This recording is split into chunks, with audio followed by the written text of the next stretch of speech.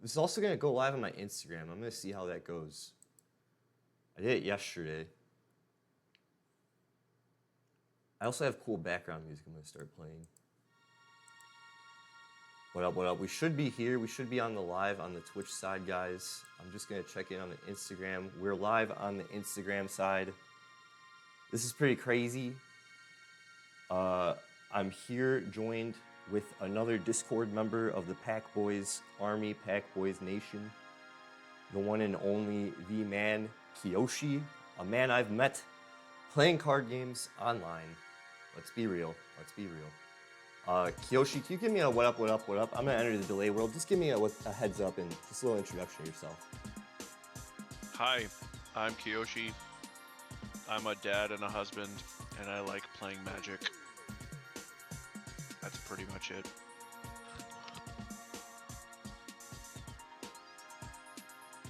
Damn, yo, your voice, the audio, everything, beautiful. We're in this. This is, I think we're just gonna launch the stream, my guy.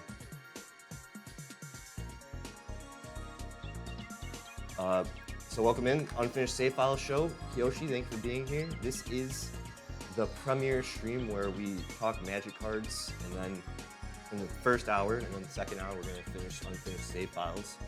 Final Fantasy 9, I know you're a Final Fantasy guy. If you wanna stick around, you can, but no need to feel pressure, you know what I'm saying? Yeah, you got it. Tight. All right, I'm just gonna go do it. I got Bloom Burrow boosters. This is the thing. This is the damn thing. Earlier we were just chatting about you're a bass player, or you played bass. Were you ever in a band and stuff?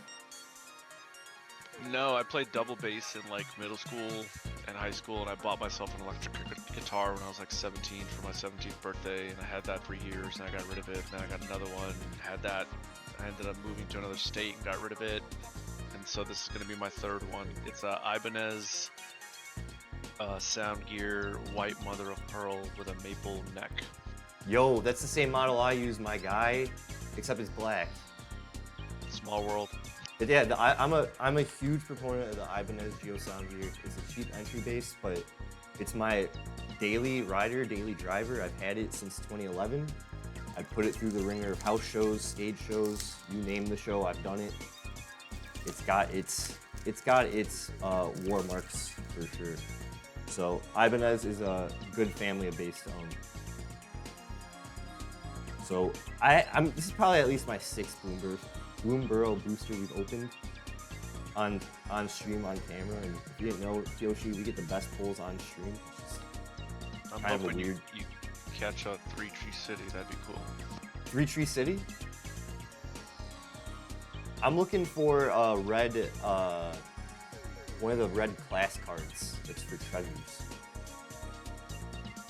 Carrot Cake's also one of my favorites. But what do you think of the play boosters? Are you into like booster packs, or are you just into buying singles? What's your Magic vibe? What's your vibe like? Well, before I had a family, I would buy boxes and stuff. Mm-hmm. It's kind of different now because I have a budget, because I'm responsible and stuff. So I bought 1 box last year, and I got a box gifted to me this year. I bought a Commander Masters box last year. It was the only box I bought. Before that, I had bought a box of MH2. I try really hard to stick with singles, and I have like I'm lucky because I live in Atlanta and I have many LGSs here. Oh yeah. I like to be like a savvy shopper, so like the last buy I did was for $10, and it was for like 17 cards for upgrades for like 7 decks, and they were real upgrades, but they're like obscure cards, and some of it I'll talk about in Ecthea because I actually put like 3 or 4 in there. But I like going through Scryfall and checking out cards, and I like doing the old and obscure stuff that not a lot of people know, because the cards aren't cheap. So because like if you go to like, let's say you were like famous, and I hope you get there. Thanks. Let's say you have like 10 million followers like Command Zone or something, right? They put a card that no one knows, and immediately it spikes because everyone's following them and buying their crap that they tell them. They're not telling them directly to buy it, but you know, they No, I get what you're saying. It gets featured, and then yeah, it's on the web, bro. Once exactly. it gets highlighted as information, we go. Exactly. All right, so we got our first rare a blue class. Damn, you knew I was smelling out the classes, bro, but this time we got the blue one. I actually like the art. This is actually pretty insane with the border around it. That is by Christina Kraus. Storm Chaser's talent, first ability, when it enters the battlefield, create a 1 blue red otter with prowess. It's kind of cool. 1-drop 1/1 creature is pretty good. Pay 4 when you level it up. Return target instant or sorcery card from your graveyard to your hand. Pretty normal. And then level up to level 3 with 5 generic and a blue, so it's 6. Whenever you cast an instant or sorcery spell, create a 1/1 blue and red otter creature token with prowess. I don't know. I think this is mid for Commander, but maybe in like 60 card formats this is fun. What are you feeling? Yeah, I wouldn't play it in Commander. Yeah, it's too slow. It's not even okay. It's really what it is. It's a cantrip. It's not even a cantrip. It just says 1 blue and make a token. Yeah, it's a body. It's just a body. Hardly a cantrip. Right. And if you really need the second ability, I guess you can use it later game for like a Psych Rip copy or something, but it's just okay.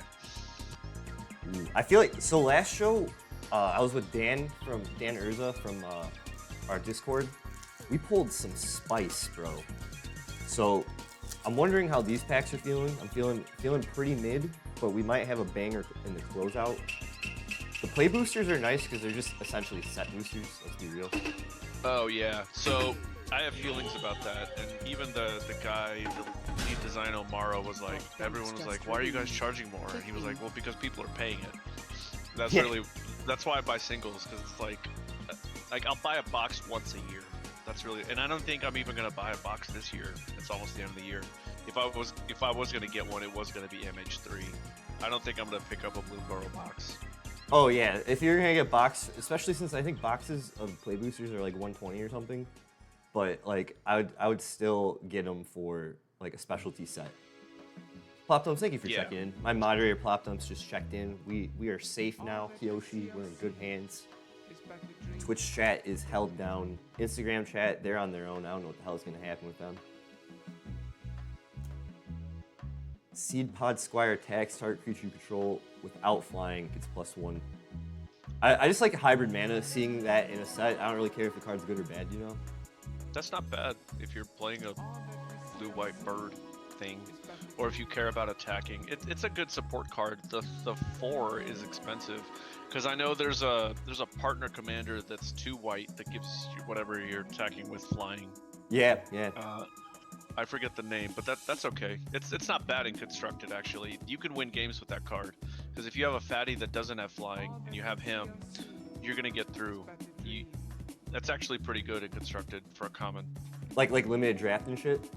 Yeah. Like if you're doing a normal standard draft, if you're playing if you're doing like a Bloomburrow draft, that's a pretty good card for a common, because it helps your bombs go through where they wouldn't otherwise be able to. And it's a 4-drop. I know in draft, higher cost cards in common and uncommon are they could be big hitters. Yeah, it's a good card if you're doing draft.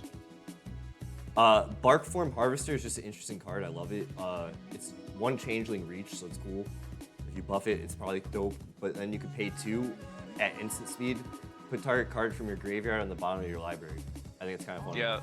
So I like that card for a lot of reasons. 1, it's an artifact, so you can do artifact things with it, right? Mm-hmm. 2, it's a changeling, so it's every card type, so it triggers everything that ETBs or cast or whatever else. It's a 3 cost, which most changelings are that do something. The automaton that gives everything +1/+1 is 3. There's other ones like that. Metallic Mimic is 2, so it's more expensive. But that thing also has reach, so it's actually a pretty good card for a 3-drop, because it can stop flyers. Yeah, I think it's big. Like I said, you give it a +1 counter. It's got a big defense. It's gonna absorb any flying damage. Yeah, and it counts as a bird or a squirrel or whatever else in the meta of Bloomburrow, so it's actually pretty good. Flavorful. Frogs, I just love seeing frogs too. And Offspring, I think is kind of a cool mechanic. I guess that's kind of a cantrip in a way. You get character back, same ability for cheaper. Yeah, I have the black one. in Dina, the Starscape Cleric, where it says every time you gain a life, everyone loses one. I'm never gonna play it for the 3. I'll always play it for the 5 for 2. It's so worth it. That makes sense. Yeah. Just get double the effect and then hit your so Dina. For 6 mana, you get 2 creatures and you stun 2 of their guys. That's not a bad card. Fell, that's a great removal spell.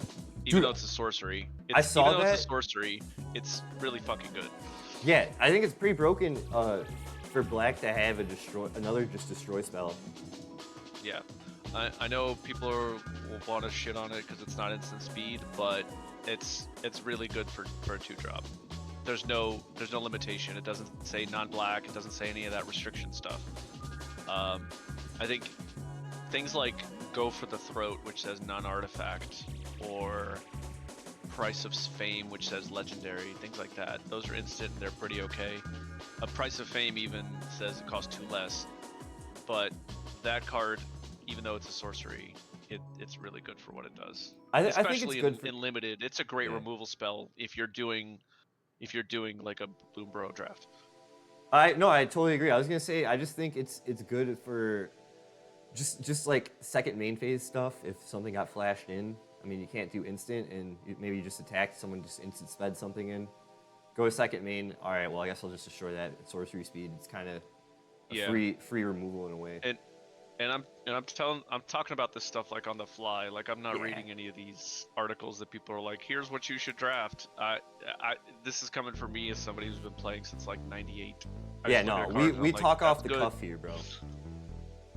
Okay, this is what I wanted to get into. Cruel Claw's Heist. We got a rare. Usually people say double black isn't usually good, or like anything like in Swamp with like multiple pips is not like good to have, but whatever. Target opponent reveals their hand. You choose a non-land card from it. Exile that card. If Gift was promised, you may cast that card as long as it remains exiled, and any mana of any type you use to cast it. The gift is you may promise an opponent a gift. If you do, they draw a card before its other effects. Right. So this is interesting because you can give them a counter spell, especially in Commander. If you're playing a Theft deck, it's pretty good. I think if you know they have something and you don't want them to have it, but you want to steal it, like for whatever reason they reveal, which they reveal with this, right? So if you're playing in like a draft, you play this once, then you see their hand.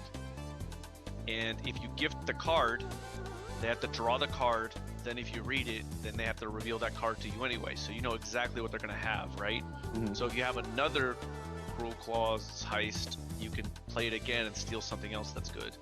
So I think in Bloomburrow, like draft, this is a good card because you can steal their bomb, you can steal their land. You don't have to miss a land drop. Does it let you play lands, or is it just spells? You may choose a non-land card from it. Oh, okay. So it's not lands. So yeah, you can't steal their ramp. It would be way better if you could steal their land. That would be like a $20 card if you could steal their lands, because you're taking ramp away from them.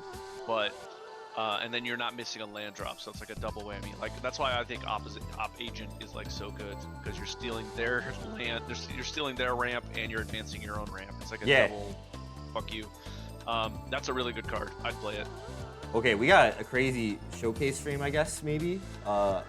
Darkstar Augur.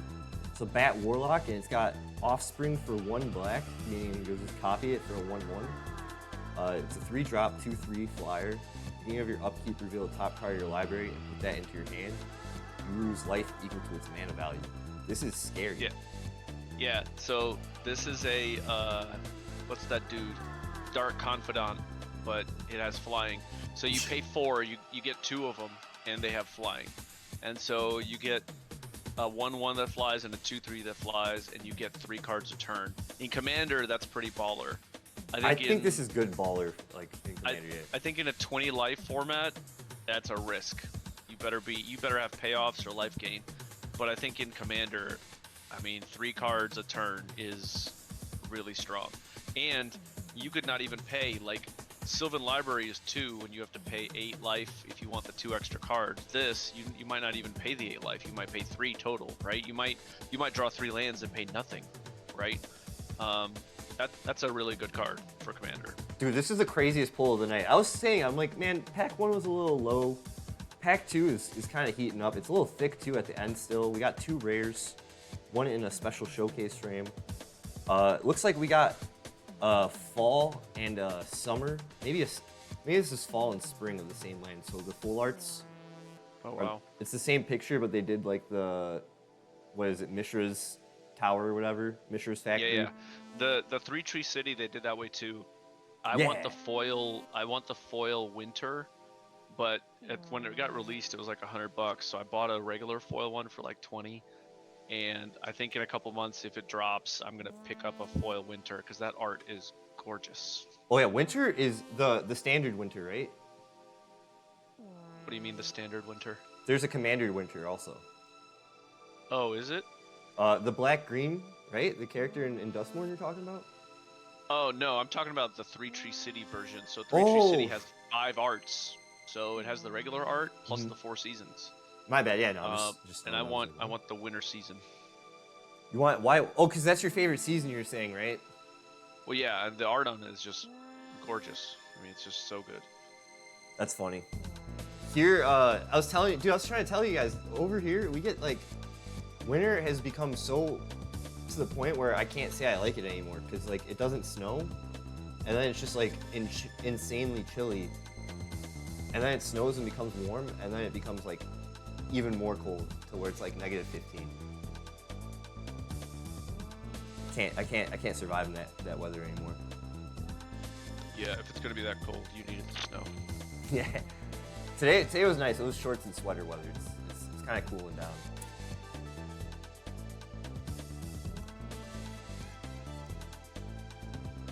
All right, real quick. I want to start the next segment of Game State. We're gonna go over some the Dustmorn trailer.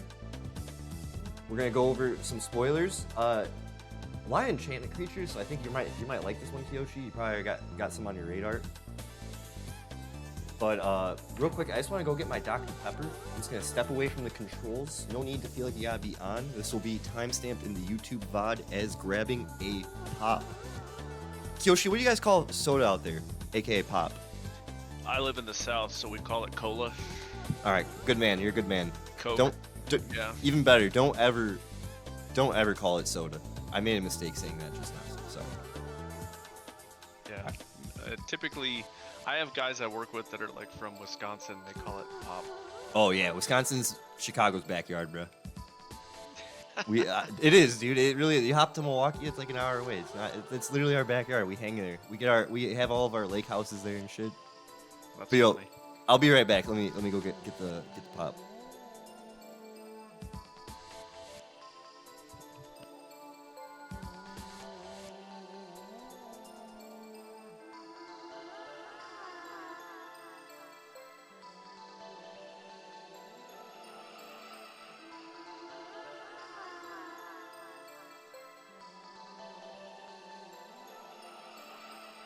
All right, we need that Dr. Pepper sponsorship. This is the part of the video where I say that. Anyways, Kyoshi, welcome in. You're about to join me on a crazy adventure. I have my notes. Don't think I'm not taking notes. The camera's blurry, but that is my handwriting. Want to load in? We're gonna just do it. Get it right. Get it tight. No bullshit around here. I'm gonna pause the music, transition the segment. Here we go in 3, 2, 1. All right, welcome in, guys. MTG Game State. 3, 2, 1. All right, welcome in, guys. MTG Game State. My little primer there. Almost had a bad intro, but you know, we keep going. I'm here with a member of the Discord, Kiyoshi. We're gonna go over more Dustmorn spoilers. The trailer release video dropped, and that's pretty much it. Pretty low key in the new release stuff. Market Watch is kind of spicy, actually, though. Kind of spicy. So stick around. Let's get it going. All right, welcome in, Kiyoshi. How are you doing, dude?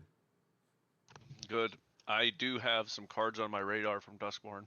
You do? Okay. Yeah. Good. Because I don't really know what I'm looking at. I kind of am going more for the variant special arts than like effects, you know?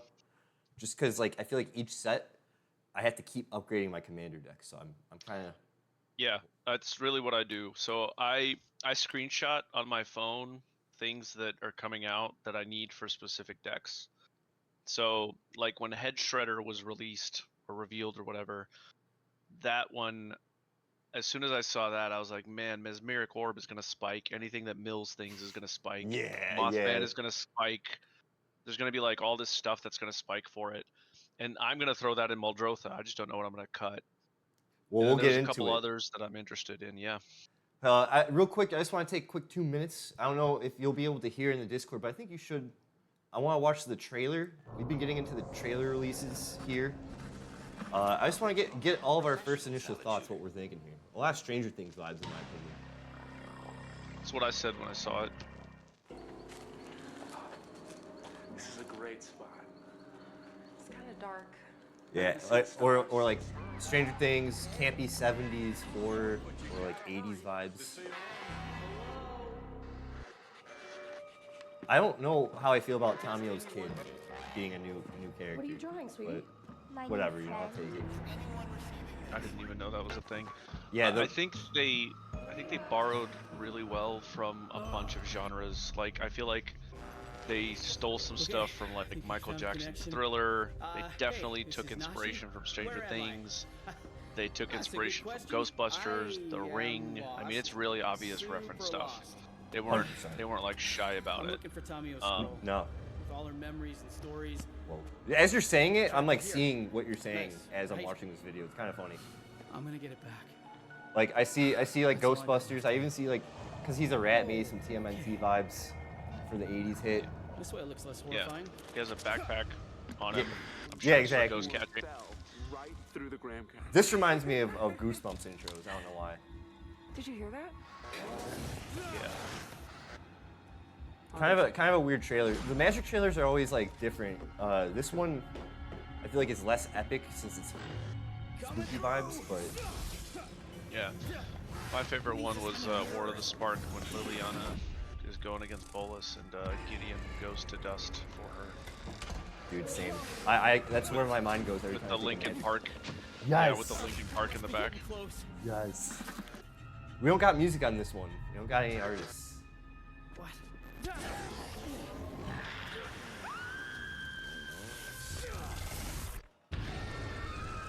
A lot. I don't know. I keep seeing like Shining vibes, but also like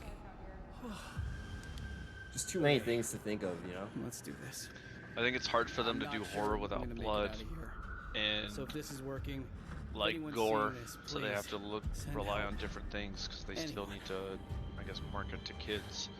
Yeah. And they can't make a trailer with that. Like scary movies usually have like murder and other stuff, and I mean, I guess there's murder in Magic, but you're not really seeing it like you used to back in the day with the old art.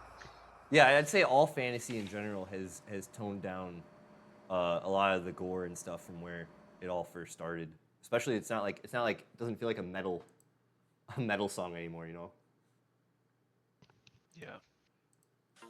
All right, and with that was the trailer. I thought that was okay, to be honest. In my opinion, mid compared to all the other ones. I like when there's like an epic storyline. But hey, I love Duskmorn. I've been really hyped for it. We're just gonna jump into the spoilers. It just is what it is. I'm not gonna let artistic direction of the video get me down, you know. Congrats to everyone who worked on that. But moving on, yeah, dude. I mean, there's too much to talk about. Meat Hook Massacre 2 is just hilarious and unexpected. They didn't even need to do that to us, but they did. I guess I would kick off with only reanimate that in Anacthea. I wouldn't even cast it. You would dump it in grave and then I would dump it in the grave and take it for free, because at that point you're doing 4 black pips and then you need X one more just for it to enter. So it's 5 mana to make someone sack, and then you get this effect, and it's just okay. If you cheat it out, it's pretty good. You get value. I didn't see this I watched on the Twitch live. They do like the preview release video where they talk about the mechanics, and they have developers of the set talk about their like what they input and stuff. I don't remember them talking about Meat Hook Massacre 2. I just remember hearing about it in the ethers of like, you know, comments and shit. And now I'm seeing it, and I'm like, it's real? I think the OG is still better. Yeah. The life gain and the life loss that you get from creatures dying is because what they're giving you on that, and this is what I realized, cards that give you options, like your opponents. If you're giving your opponents options, they're gonna give you the worst options. So they won't. Maybe they'll pay the 3 life once to give you something crappy, or they won't to give you like a elf or something that doesn't do anything for whatever reason that it died. But if it's something huge, yeah, with 40 life, they're gonna pay the life and be like, they're not gonna give you any value out of it. Is my point. No, I agree. Yeah, I mean it's a big cost with the 2 X's. I think it does have big value, and we all get excited seeing it. But compared to the first one, yeah, it's like a lot of resources. It's just kind of funny to do, and if you have an extra meat hook, why not make it the second one, right? Yeah, I think if it had 3 pips and it was XX, it'd be okay. Because at that point, you're paying 5, and I think paying 5 to make everyone sack a creature is okay. Because if you think about it, Phyrexian Portal is a 9 CMC artifact, and when it enters, every opponent has to sacrifice 3 creatures. But this even makes you sacrifice a creature, or however many creatures. Yeah, unless you need that payoff, it could be bad, yeah. Right, so it's like 4, 5, 6, 7, 8, 9, 10. So if you want everyone to kill 3 creatures, including yourself, which is a negative, but it can be a positive, you have to pay 10. But if you play Phyrexian Portal, everyone sacks 3 creatures, and you get to res with it. So I think it's just overcosted. Yeah, I like your direction of just this wants to be dumped in the grave and then replayed as a joke almost, just so you get the other 2 effects. Maybe it doesn't want to be cast, you know? Yeah, if you can cheat it out, you're winning. Yeah. It's gotta hurt you too. It's the Meat Hook Massacre too, you know? Yeah. Another bomb, just because it's right here, this freaked everybody out. The rooms are new mechanics. So room is basically, you could cast this for either side, and then later on in the game, unlock the side you didn't cast by paying the mana cost. So it's kind of similar to like leveling up in a way. It's an enchantment. This set is heavy enchantment, honestly. When you unlock this door for the first half, create a token that's a copy of target creature you control, except it's a reflection in additional other types. And then the part that matters, if a triggered ability of a permanent you control triggers, that ability triggers an additional time. So I guess it's Panharmonicon in blue. Yeah, or Yarok. Yarok might want this. Oh. I mean, 7 is a lot, but whatever. I used to have a Yarok deck and I ripped it apart because it was very linear, but this would do well because it's like Yarok doubles, then Panharmonicon doubles, then this would double. At that point, you'd probably have enough mana to cast it. The first part's actually pretty cool because you can copy anything that you control, which is okay. So in limited, I would say in draft or whatever, if you're drafting Bloomburrow or Standard, you're probably only playing the first half of this card anyway. Because late game, I mean, I guess if you have nothing else to do, you can spend 7 mana and then what? Wait for something to trigger? I saw in an article during my research, but we're not going to highlight it. I didn't think it was like really worth going into too much. It's just they're saying this might be good in red and blue stuff, just because of that second ability. But I don't really know what format. I think they're just saying Commander. This will just be really goofy for red-blue decks. Yeah, I can see it. For example, if you're playing Gershon, I forget the guy's name, the Tyrannid that does 2 damage if you only do 1, that can make him trigger again. So every time you ping anything for 1, it now deals 5 damage instead of 3. Oh my god. Alright, moving on. I wanted you to look at these enchantment creatures. Anything catching your eye? Anything you wanted to add? I know we're going to be getting to your deck tech in the next segment, but just wanted to see what you're thinking. The green Overlord, I would want that in Onyxia. That's really good.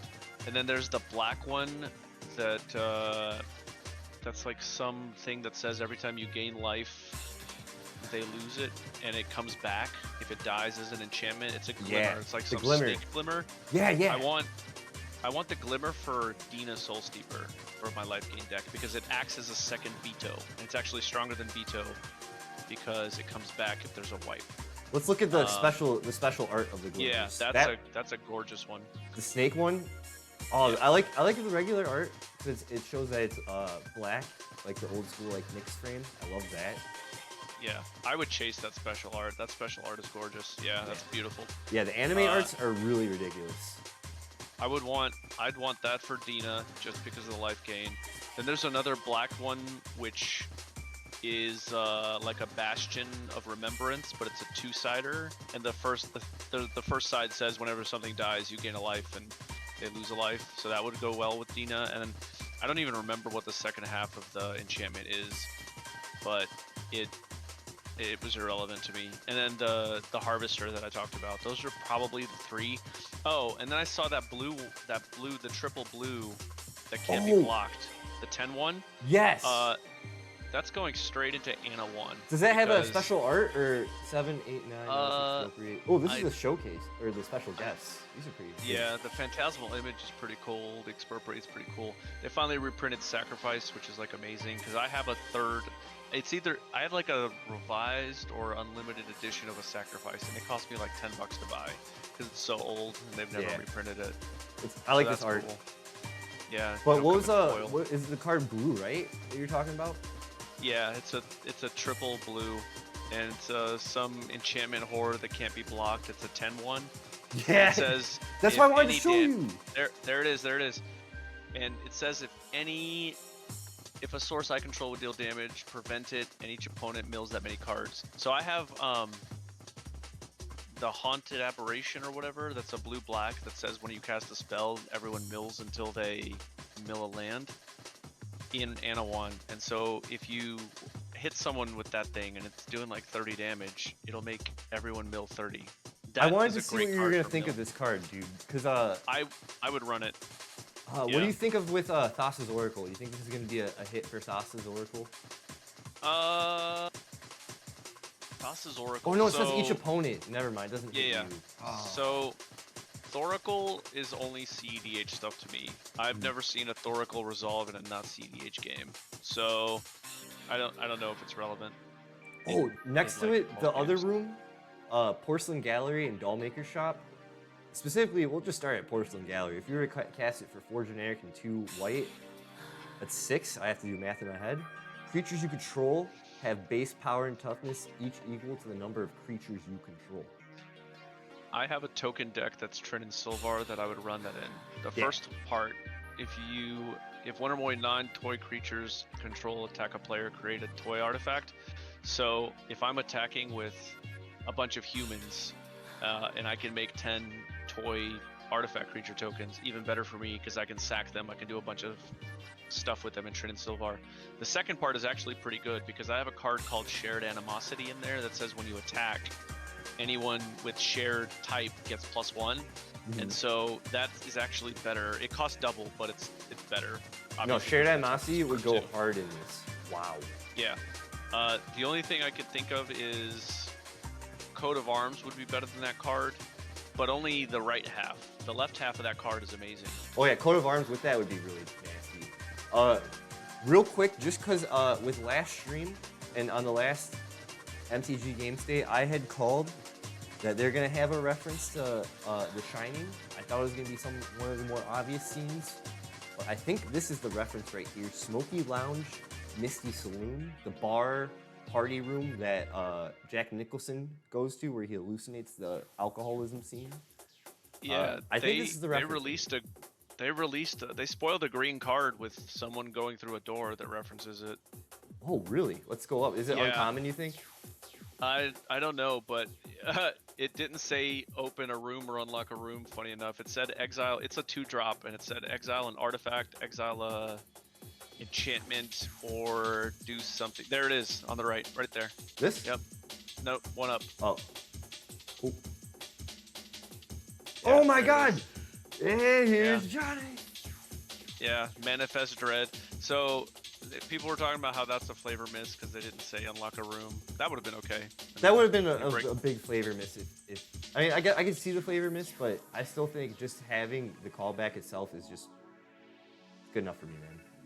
Yeah, it's a pretty good card if you're in. I wouldn't say that's good in Commander because they have one that exiles 2 for 3 and it has cycling, 2 enchantments. But that's a pretty good card for like draft because you're exiling. They can't get it back. So And there's a bunch. It's enchantment heavy. there's so much spoilers, and I usually I like to keep these just short and sweet. Find the cards we all like and just kind of talk about.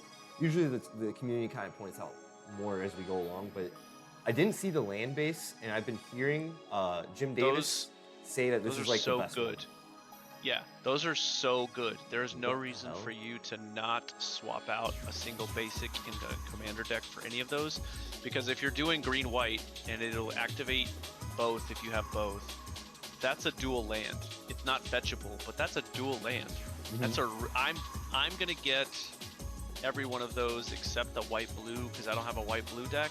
Okay. But I have a Sultai deck, I have a Mardu deck, I have the blue, I have the other 4 colors, and they're going in my decks. I just want to see if we got badass art for them, and we do.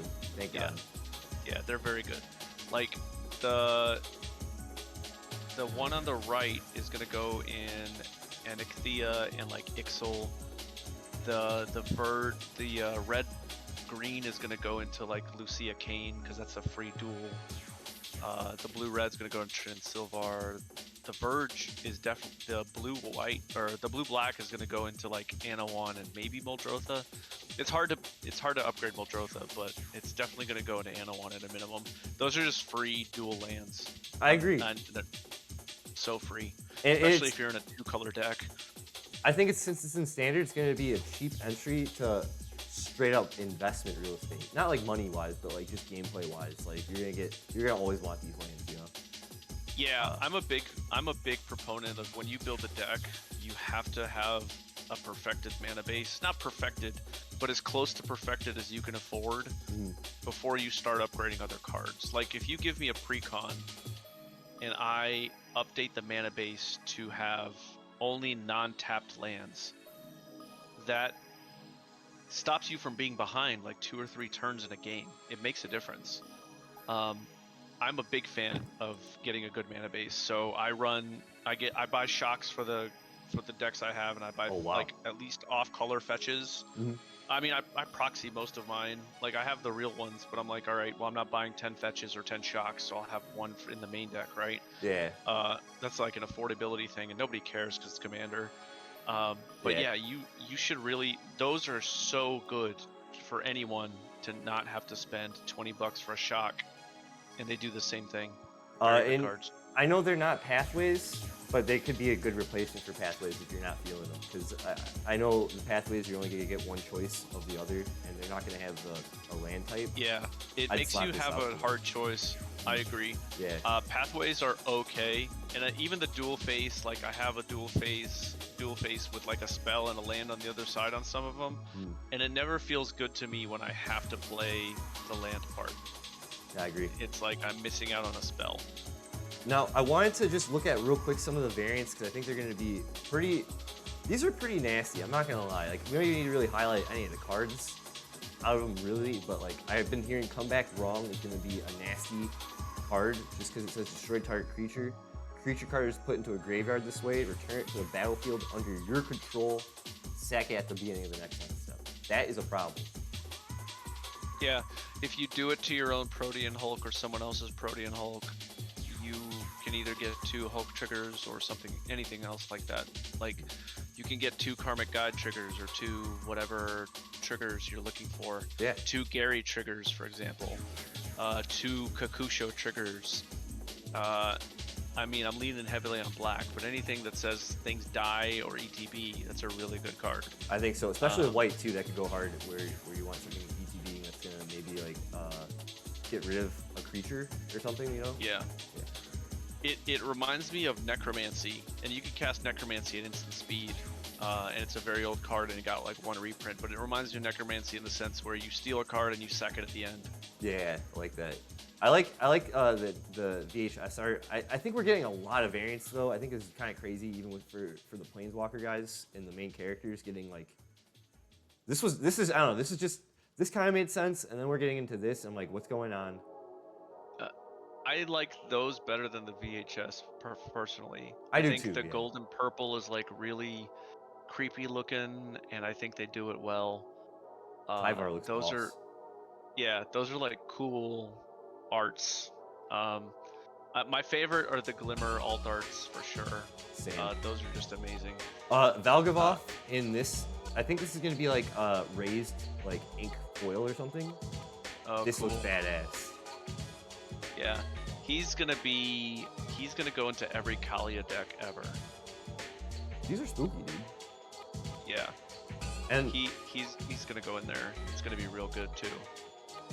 he has Kali flying attacks. lifelink, ward, sack 3 non-land permanents. If a card you didn't control will be put into an opponent's graveyard from anywhere, exile it. Already mean. During your meaner Shieldred, in my opinion. During your turn, you may play cards exiled with this card. If you cast a spell this way, pay life equal to its mana value rather than its cost. So it's a Bolas Citadel Shieldred. Yeah, and that's why it has lifelink, so you can do stupid stuff with that. That's me. Yeah, Kalia's gonna love that deck. Love that card. And then last, just real quick, I know Doomsday Excruciator is nasty, but the horror art of the last like thing you see before you die, I thought was the most smartest card design anyone could ever thought of. Like, it just, I can't believe we didn't get that on Innistrad, but this makes sense too. The green one's my favorite, Hauntwood Shrieker. It's a pretty good card too. I might Yeah. give him. It's a good card. The thing that really alerts me is the one beside it, the red version, the Screaming Nemesis. Whenever it deals damage it deals that much damage to any other target. If a player is dealt damage this way, they can't gain life for the rest of the game. That is a problem. Yeah, so like if I'm playing Dina and I see that, my deck is turned off for the rest of the game. I can't win. Yeah. So that's the only deck though, but any other deck that like you can't gain life. I think it's an interesting precedent where you say for the rest of the game you can't do a thing. Even if you get rid of them, it still counts, right? Yeah, for the rest of the game. That It's is a trigger, mean. and it's very strong, and it has haste, and it's a 4-drop, so you're forced to block it. And if they, let's see, when it deals damage, it deals that much to any other target. If a player is dealt damage this way, so even if it's blocked, right? Whenever it deals damage, if it deals that much damage to any other target. So could that means lightning if I bolt it. block, right? That's true. That's the only way. You have to direct damage it, because even if you block with a creature, when it takes damage, it'll damage you, and you can't gain life for the rest of the game. That's messed up. So, dude. I think what it's saying is, with dealt damage, it deals that much. So, it's saying it can't be blocked. If you block it and they target you, yeah, that's what it's saying.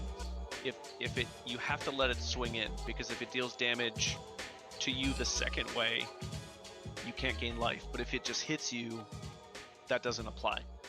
Okay, so you're saying if you're attacking with this and I'm blocking, Yep. it's gonna fuck me over because I'm still hitting damage with it, and then you're gonna redirect that to me, and Right. I can't gain life. Even if it's a chump Right. block, you can't chump block with this because it's just You gonna... can't chump block unless you have something like a 0/4 or something with no power. Okay.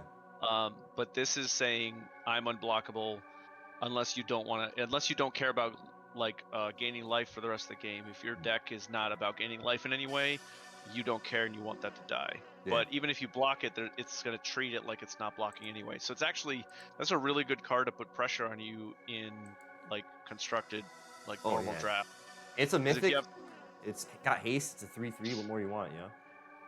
That it's going to be an expensive card. It's very good. All right, Kyoshi, I think we saw all we needed to see. We're going to be chock full of spoilers. I think we got like 2 weeks till set releases. So we're gonna juice those as we get going. Welcome to the finance portion of the show. We go to MTG Stocks. I have a curated list, top 3 of the week plus a 4th honorable mention, and I think you're going to like the honorable mention. I think it's going to be funny. But kicking us off, card number 1 is the card I was talking about earlier. It's from Doomborough. Alchemist's Talent. It is a class card. It's a 4-drop red. Gain the next level as a sorcery to add its ability. First is when it enters, create 2 tap treasures. So it's 4 2-tap treasures ramp, whatever, kind of mid.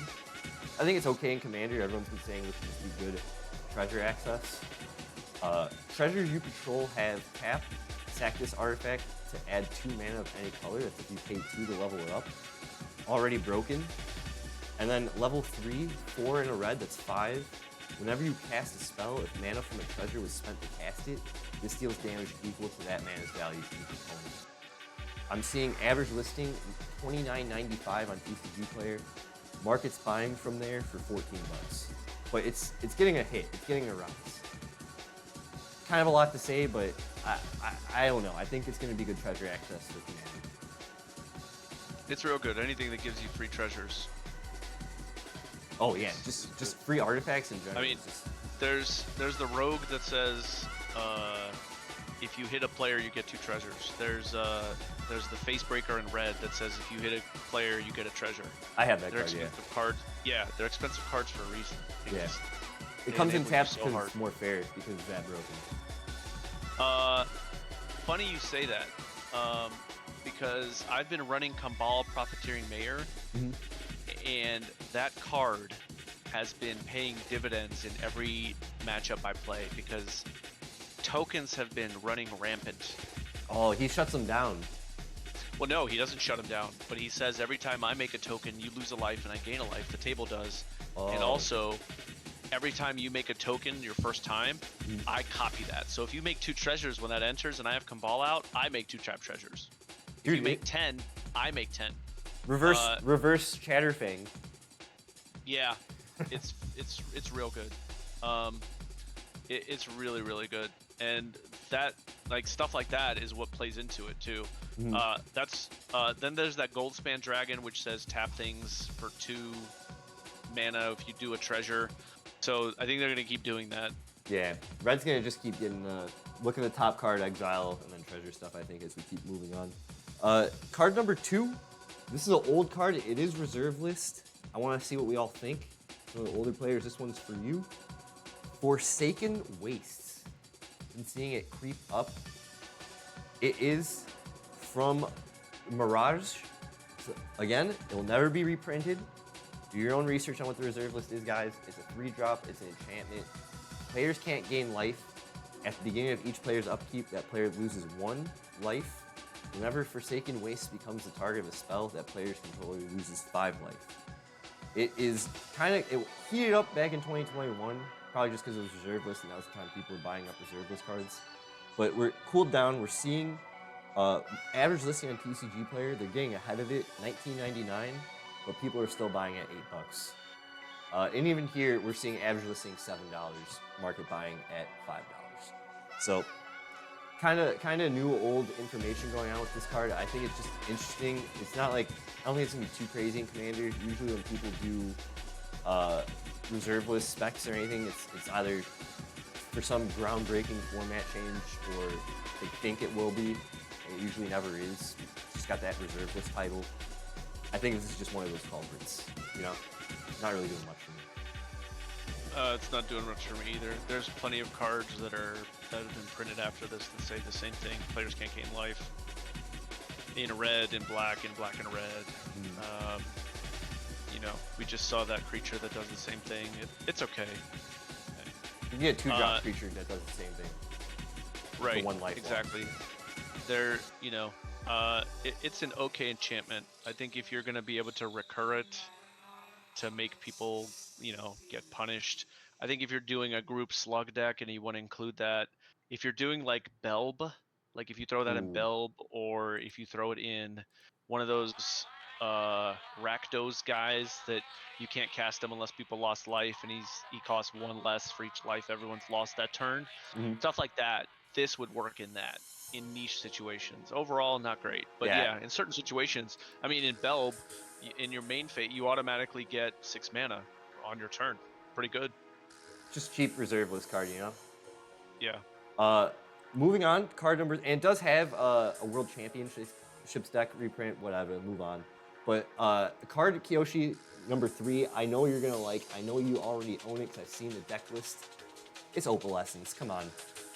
Oh, yeah, I actually so I logged into, and I went to MTG Stocks when you started, and I saw Opalescence went to 55, and I saw Parallax Tide also went to like 30, which I own both. Spoilers.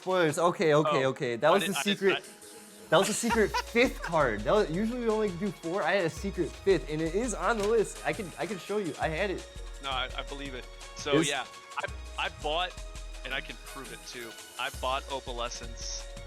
So I bought Anixia like 2 months ago because I like to wait for commanders to be out like 6 to 9 months. Real quick, let's introduce everyone to it though before we pop off. It's a 2-drop, it's a 4-drop, it's an enchantment. Each other non-aura enchantment is a creature in addition to its other types. Has power and base toughness equal to its mana value. Kind of switches things around, but helps for what Kiyoshi's talking about. His Kiyoshi. Yeah. So I bought Anixia like 2 months ago, and in June, maybe more. In June, I bought Opalescence off eBay for $10 and like 39 cents shipped to my house. Because I was like, I need it in Anixia. So I did the Parallax Wave, which is the creature one, and I did the Opalescence, and I was like, I'm just gonna throw it in Anixia. It'll be my 1 infinite. I don't have any way to tutor it, and then because it gives you, and I'll walk through it with the deck tech, but it gives you the ability to do infinite ETBs, which potentially gives you infinite card draw. Whoa. And it wipes the board and all this other stuff. So, and it lets you not let your opponents have creatures for the rest of the game pretty much unless they have an answer. And the finance side for it, just real quick, this is going to be good news for you, Kiyoshi. This is kind of a week out, maybe a couple weeks out on the little bars here. But current market average listing on TCG Player, people are trying to list it for $55, but market's buying it $22. It's reserve list as well, and if it's going to be used in things like recursion and enchantment creatures matter stuff, like you're saying, it's going to have to be at least a $50 card, like the other reserve list card that returns enchantments to the battlefield and stuff. Yeah. I think it has to just match that price. Yeah, I don't plan on letting mine go. Usually when I buy stuff, it's for decks and I play them, and unless I'm ripping apart a deck, which I rarely do, so I'm keeping mine. But I mean, it's nice to know that if I ever wanted to get rid of it, it's like a $50 card now. Cool. And if you could try to sell it, you might as well try to hit for $55. But there's a cheap, low-cost entry for my Commander players. The World Championship decks. If you can find a single of it, it's $5. Not turn. I'm a big fan of those. Huge fan of those. I know they have different card backs, but hey, do your own research. Now, real quick, since you brought it up though, we got to talk about it since that was the secret spoiler card. Parallax Tide. I believe it's only getting good just because it's enchantment. It's 4-drop, 2 and 2 blue. It has fading 5, which means as it enters, it has 5 fading counters on it. At the end of your upkeep, remove a fade counter on it. If you can't, sack the enchantment. Remove a fade counter from Parallax Tide is an ability it has, and you can exile a land. And then when this leaves, each player returns the lands that they had exiled back. So you could technically proliferate on this and kind of just keep fucking over your opponents is where I'm getting at this. I'm seeing Market was trying to list this on TCG Player for $27. The average listing is realistically at 5. It's not reserve list, but it is from Nemesis, which is an old set. Yeah. So the other one is Parallax Wave, which is the creature version. They're all from Nemesis. And I use this card. Originally, the thought was to use this card in Muldrotha with like Dreamtide Whale and some other proliferate spells to just steal everyone's fucking lands so they can't do anything and kill them all. Oh, Parallax Wave is getting pricey too, though. Yes. The interesting thing is this. With Opalescence and Parallax Wave, you can remove creatures, and while that's on the stack, remove itself when Opalescence is out and blink it, and then the other creatures stay exiled forever. It's like a fiend hunter. That is so mean. Yeah, that's why it's a combo with Opalescence. If people see Opalescence in the deck, they're like, oh god. And I'm like, yeah, but I don't have ways to search it. So, oh my god. There's certain things you can do the same thing with Parallax Wave or Parallax Tide. Now the difference is here, you have to be in blue to make it a creature to blink it. Yeah. So what you can do is you can exile everyone's lands. But in Muldrotha, if I was gonna play that, I would do something with like I destroy it before the resolutions happen, and that way the lands are exiled permanently. But the beautiful thing about Parallax Tide in a recursion deck is that I can remove my own lands from the game at the end of someone's turn or in the middle of my turn, get rid of Parallax Tide, recast it, and technically make infinite mana if I can blink Muldrotha. Oh my god, which I can do. Find a way to Right. blink them with parallax high by doing the little opalescence thing you're saying. Is that what you're trying to say? Yeah, in a different way because it's not white. White isn't in Muldrotha, but there's a bunch. So I opted to do tangle wire instead of parallax wave, which you've seen. That is so mean. Oh my god, Tango White. Let's not talk about it. I'm having flashbacks. We're gonna move on. That was the secret 5th card, guys, and we had a secret 6th card. It's gonna be funny, timestamp. But moving on to the 4th honorable mention of the week. Yoshi, I don't know what you think about this card. Kill Switch. Artifact, 3-drop, pay 2, tap all other artifacts. They don't untap during the controller's untap steps for as long as this remains tapped. It is creeping the fuck up. People are trying to list this for 27 bucks. Or sorry, people are trying to list this for $8, but it's realistically a $3 card. I'd pay the $8 for that card. I think it'd be funny to tap someone's treasures and just making, or even their food. Yeah, I'd pay the $8 for that card because artifacts, a lot of tokens are artifacts. And so some things like foods you don't have to tap, I don't think, and clues you don't have to tap, but treasures you do have to tap. Yes. And other things you do have to tap in order to use them. This is, I want to say, a collector oof effect that's a little more expensive and a little more telegraphed, but I think it's worth it if you're not in green. Oh yeah, 100%. I'd pay $8 for that card, especially if I knew that I was in a meta that is artifact heavy. And I don't, here's the interesting part. I don't know if that effect is, like, what happens, I guess my question is, maybe we can look at the ruling. What happens if you do that and it's tapped, and then someone plays another artifact and taps it? Does it not untap? I think it's not effective. No, I think Plus, that it's like the stacking rules or whatever. Not the stack, Right. but you know what I'm saying? the timestamp rules, yeah. Yeah. And I realize now that it's gonna untap every turn anyway, so you can just redo it. So it's a 2-mana tax to fuck your opponents every turn. So it's not as great. But there's blue cards that say like, I mean, I think there's better cards in like specific blue or green that say all artifacts have upkeep, pay 2, or sacrifice it. There's a blue card that does that for 3 mana. This is okay. If you're not into colors that can fuck over artifacts in different ways, this is okay. If you're into other colors, you got better options. Yo, you could shut down someone's stoppers too, bro. Yeah, all of it. Yeah, that'd be funny. You can kill an Urza deck. He'd be useless. Yeah. So yeah, that's the Market Watch. That's MTG Game State. Kiyoshi, thanks for being on the first segment of the night. Really appreciate you, dude. You have a lot of good knowledge. All the Pack Boys have such great knowledge about deck building and, you know, kind of thinking about the game's abilities and strategies on how to break cards. I really appreciate just giving the time to yap with me on that, man. Thank you. It's fun. It is fun. All right. Boom. Okay, so Kiyoshi, that was the end of segment 1. Welcome in stream, Psychor. Appreciate you. Plop Dumps as always. Thank you guys for being here. All right, Kiyoshi, this is the deal, my guy. We're gonna get into your deck tech. I guess we'll do your video. Okay. Let's turn that on, make sure it looks good. Yep, okay. There's Anixia. We're gonna put her over here because of the glare. Here's some cards that I took out. Here's some other cards that I took out. Elvish Archivist and a Spring Heart. I guess they're gonna come up backwards for you, but No, they're coming up forwards. Oh, okay. They're coming up backwards on mine, but that's fine. Yeah, that's good. That's good. Yeah. So, I bought this deck 2-3 months ago.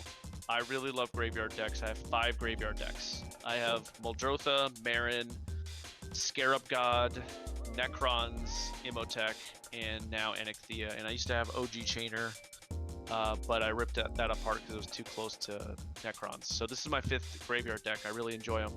So the way I made this one is I swapped some stuff out because the CMCs were too large. So I took out like Mending of Dominaria and I put in like Binding of the Titans. Okay.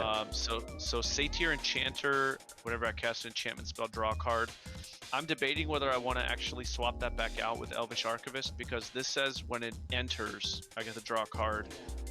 and it only triggers once per turn. So I don't know if that's worth that because I can cast a lot, right? So I don't know. I have 3 cards. There's the green version, the white version, and this is the green and white version. Oh, the standard, yeah, I know what you're talking about. Yeah, the there's types. the Mesa Enchantress, the Viridian Enchantress, and then Green my Enchantress. best friend. Yeah, my best friend, who I've known since I was 16, quit playing Magic, and I asked him if he had a spare Argothian, and he did. No. And so he gave me that, which That's is a good baller top, card. dude. Wow, that is ball. And it's got a story for you too. I love when Magic cards have stories of like Yeah. features and stuff. Yeah, so Doomwake Giant lets you do the ETB -1/-1. Grim Guardian, every time something ETBs, everyone loses a life. This one, Eidolon of Blossoms came with the deck, ETBs. Battle for Retagard, I put that back in because I can make tokens. Like if I have Anacthea making tokens and I have like 3 or 4 different ones, I can make a bunch of copies with this and then I can bring it back of itself.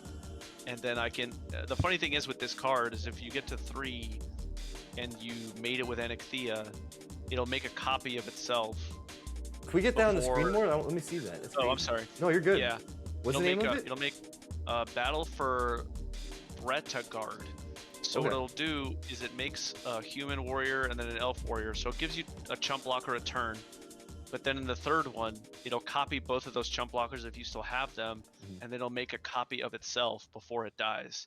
So if I have a copy of, let's say, Blind Obedience, because I brought it back from the graveyard, right? It'll make a second copy of Blind Obedience. That is Because bogus. it's a token. Because Anacthea is making tokens, and so. And what is Anacthea's ability, real quick, just for all the folks at home? So she's a white, green, black, and 2 colorless. She's a 4/4 menace. Other enchantment creatures I control have menace. Whenever she ETBs or attacks, I exile up to 1 non-aura enchantment from my graveyard. Make a token copy of it, except it's a 3/3 black zombie in addition to its other types.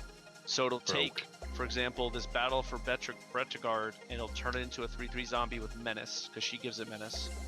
And then it just keeps going.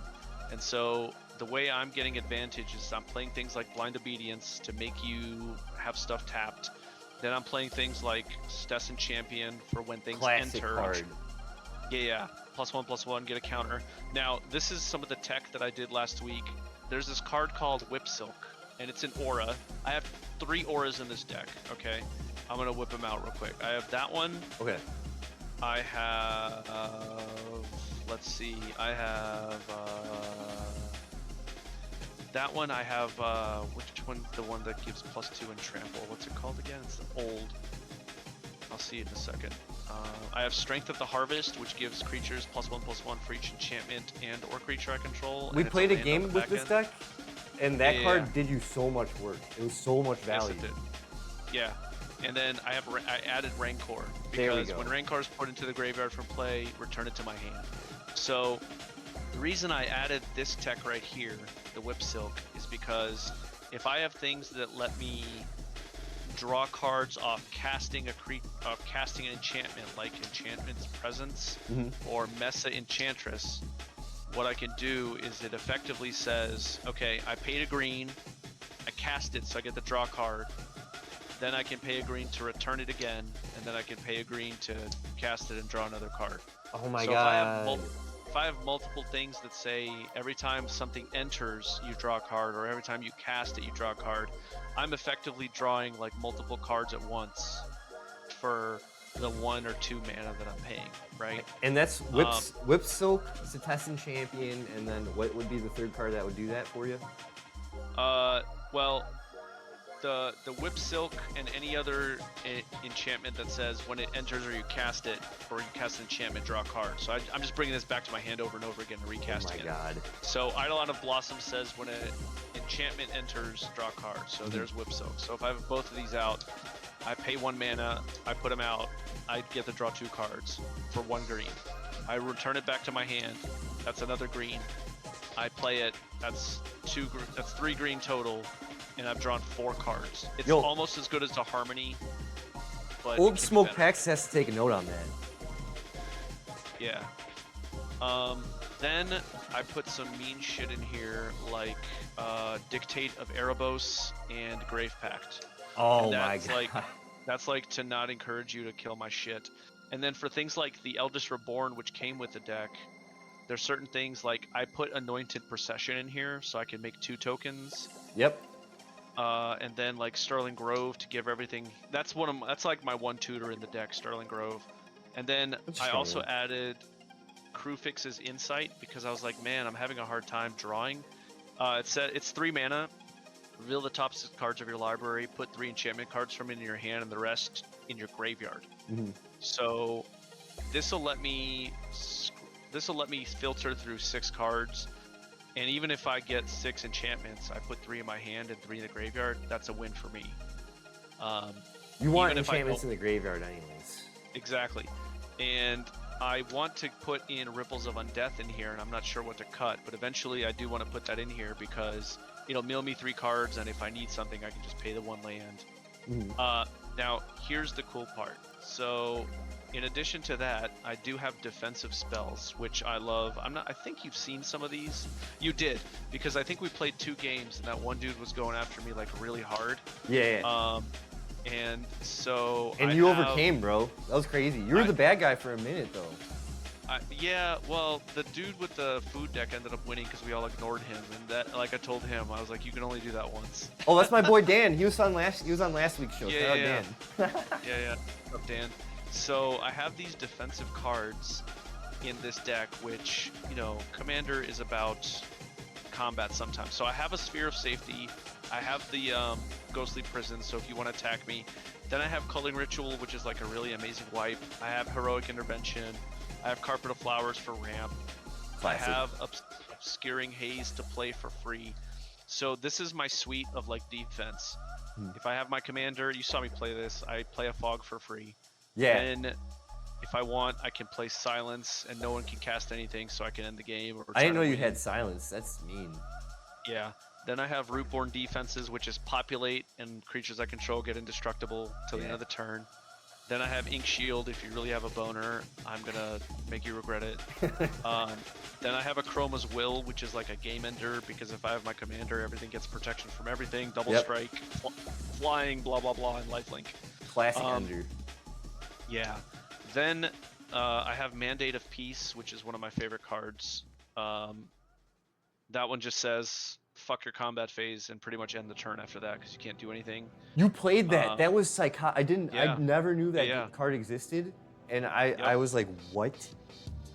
Yeah, a lot of people don't know about that card. No. And then I also have Batwing Broom, which says prevent all damage that would be dealt if you paid a white. And then each player loses 1 life for each attacking creature if you played a black. So I've actually Batwing Broomed a guy who was doing a Crater Hoof for like 16. And I Batwing Broomed him and made him lose like 16 life, and then he conceded because he was like at 3. And I was like, yeah. So I really like Ink Shield, obviously Mandate of Peace, and Batwing Broom, and Obscuring Haze, because they're things that people don't expect in a deck like this.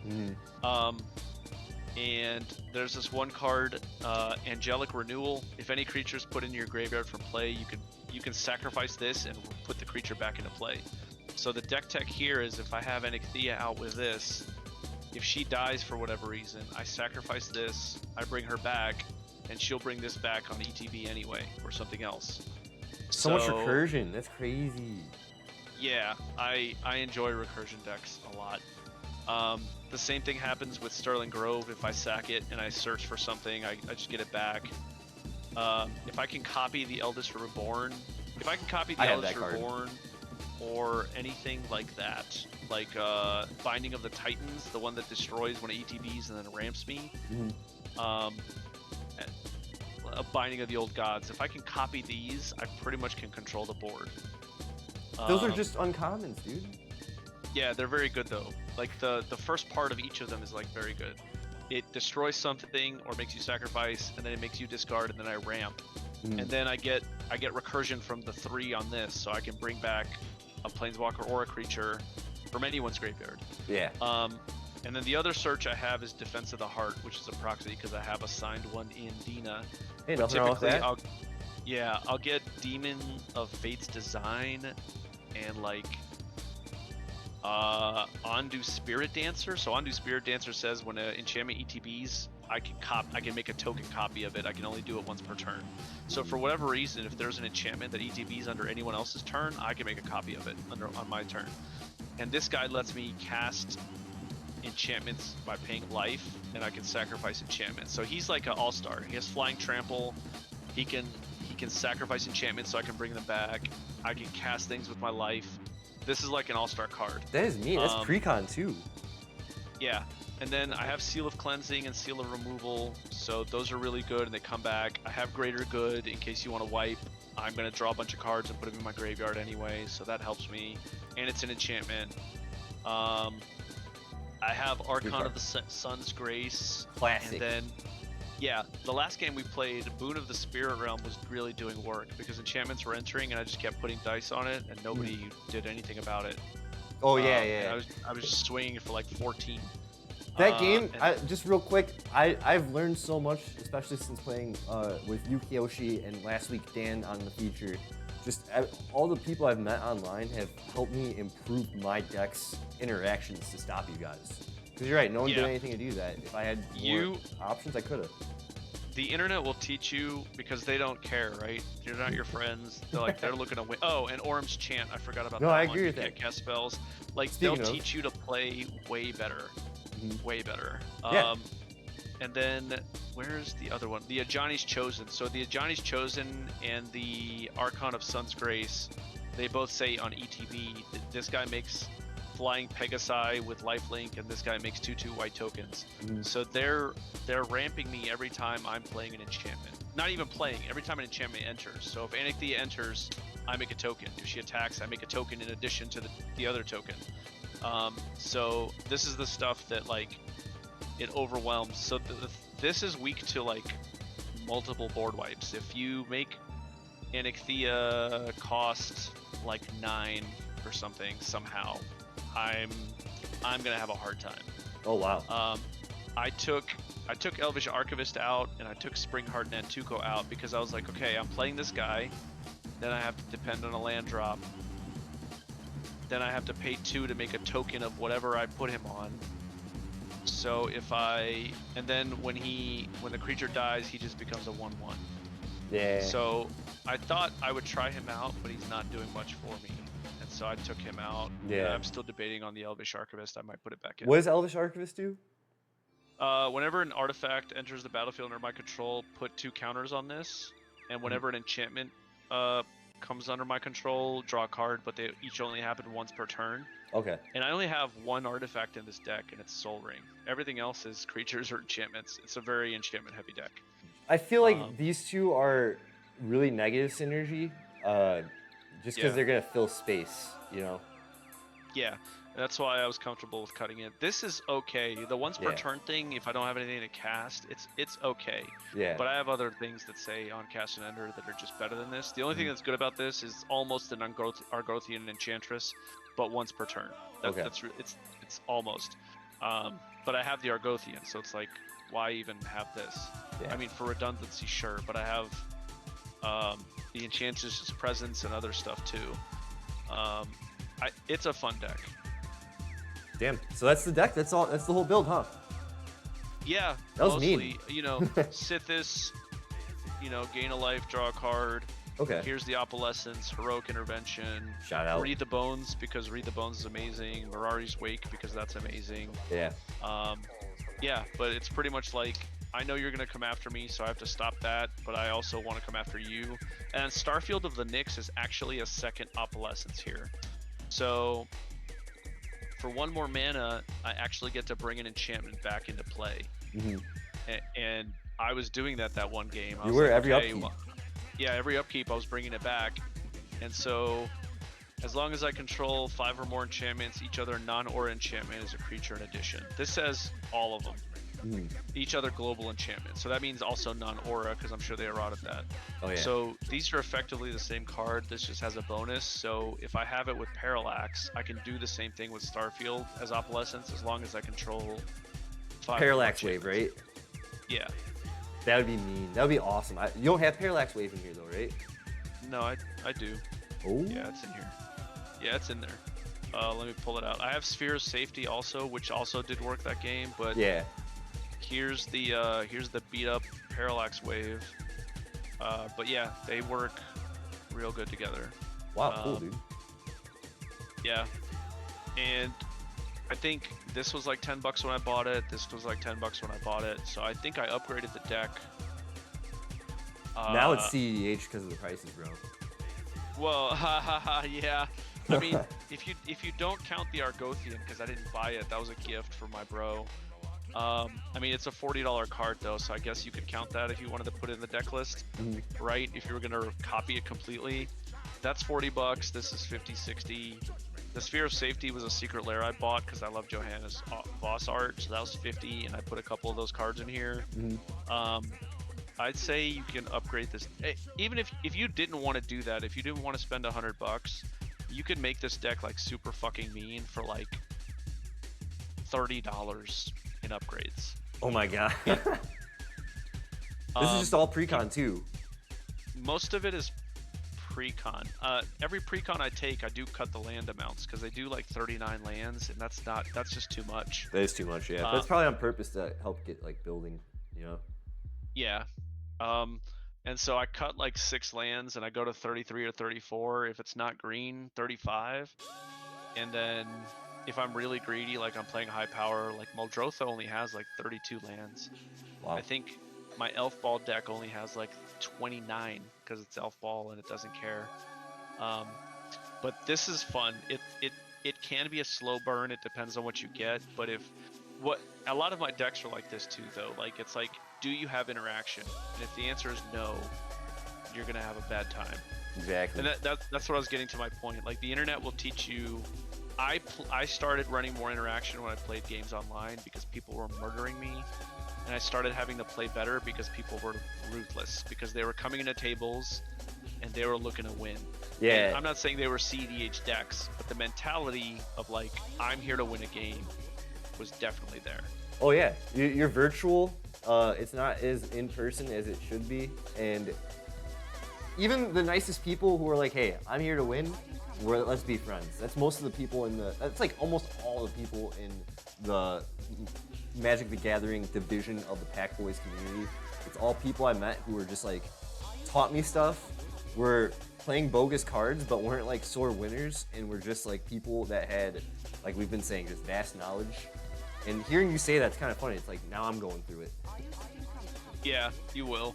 So this is a sample hand that I would never keep because there's no green, even though I have a Kodama's Reach. This is an awful hand. Yeah. So we're gonna mull that. It's 2 lands and no green. If I have green ramp and I have a green land, I might keep it. But it's tough. 3, 4, 5, 6, 7. Let's see. 3 Molly? Just want to show. This is the free one. So this has my command tower, my scrubland, my swamp, and my forest. And I have a Dictate, a Satyr Enchanter, and a Battle of the Hell Vault. So 1, 2, 3, 4, 5, 6, 7. I'd keep this. Grasp of Fate. Okay, so turn 1, command tower. Turn 2 would be the forest. Turn 3 would be the scrubland. And if I need to, I'm definitely playing the Satyr Enchanter first because I have a Grasp of Fate and nobody knows I have that, right? No. So then they're gonna whip something out. Maybe turn 4, I can fuck them with it. Draw. There's the Anointed Procession. That's fine. I can forest. Wait. Turn 3, turn 4. Then we do a Grasp of Fate. I draw a card. Alright, so now I have Grave Pact and Dictate and Anointed Procession and Battle. So I have like the next 4 plays, unless I draw something interesting, played out. So you go to turn 5, you drop a forest, but I have a Verdant Catacombs, so I can, if I really want to shuffle, I can. Ooh. We can play a forest, and then we can flash in a Dictate at the end of the turn to draw a card, because they won't see that coming. We drew into a Flooded Strand.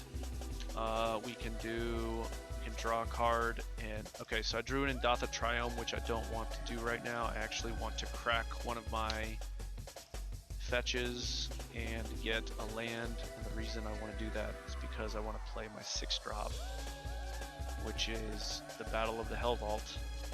There we go.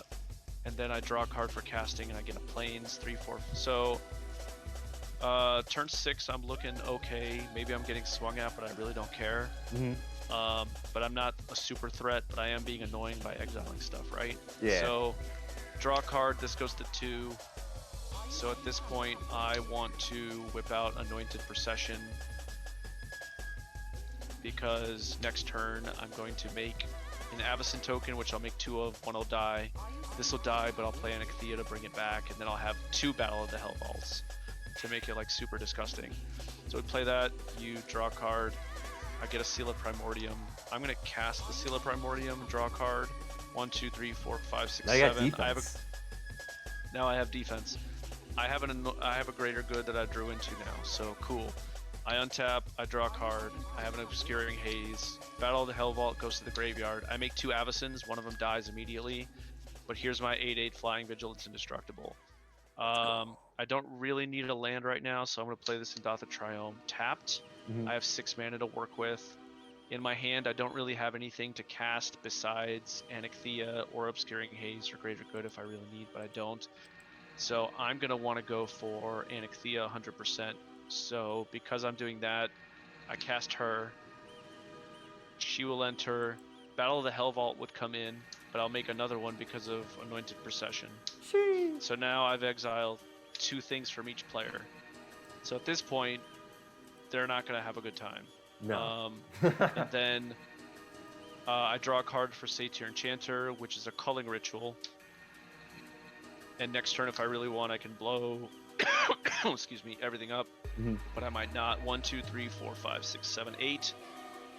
I'm going to discard Grave Pact because I'm going to want to reanimate it next turn. 3, 4, 5, 6, 7. Untap, draw. We're pretty much getting in a late game. Plains. This goes to 2.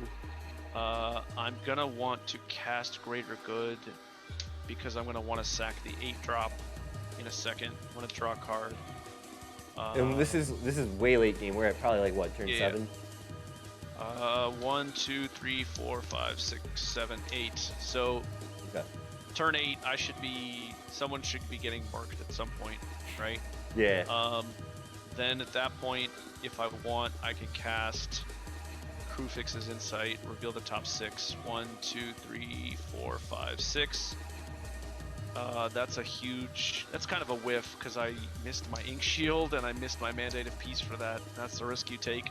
Yeah. But And I'll you get an Angelic deconstructed the deck Renewal. too and shuffled it back, I think, right? Yeah.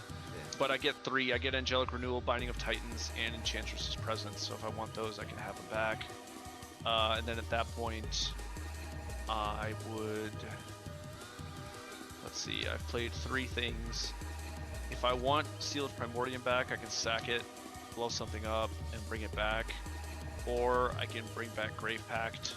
Mean. And at that point, I can swing, bring back Grave Pact. Then I can do like a Binding of Titans and Angelic Renewal and draw 2, 1, 2. I got the Archon's Grace and Overgrown Tomb. So at this point, if I sack my Angel token, I make everyone sack 2 creatures. So I draw 8, 1, 2, 3, 4, 5, 6, 7, 8. And I'll get all this stuff and I have to discard 3. So I'm just going to discard 3 lands. And I'm going to go to discards anyway because I have so many cards in hand. Nice. Look at all that card advantage. Right. Damn, bro. So at this point, I've used these 4 mana. And I can keep... Starfield of Nyx. I can keep Archon of Sun's Grace. I don't need Enchantress's Presence. Once you I get to don't need Starfield, these it's over. lands. Yeah, I think so. Then I can make more tokens with Rootborn Defenses, whichever I want.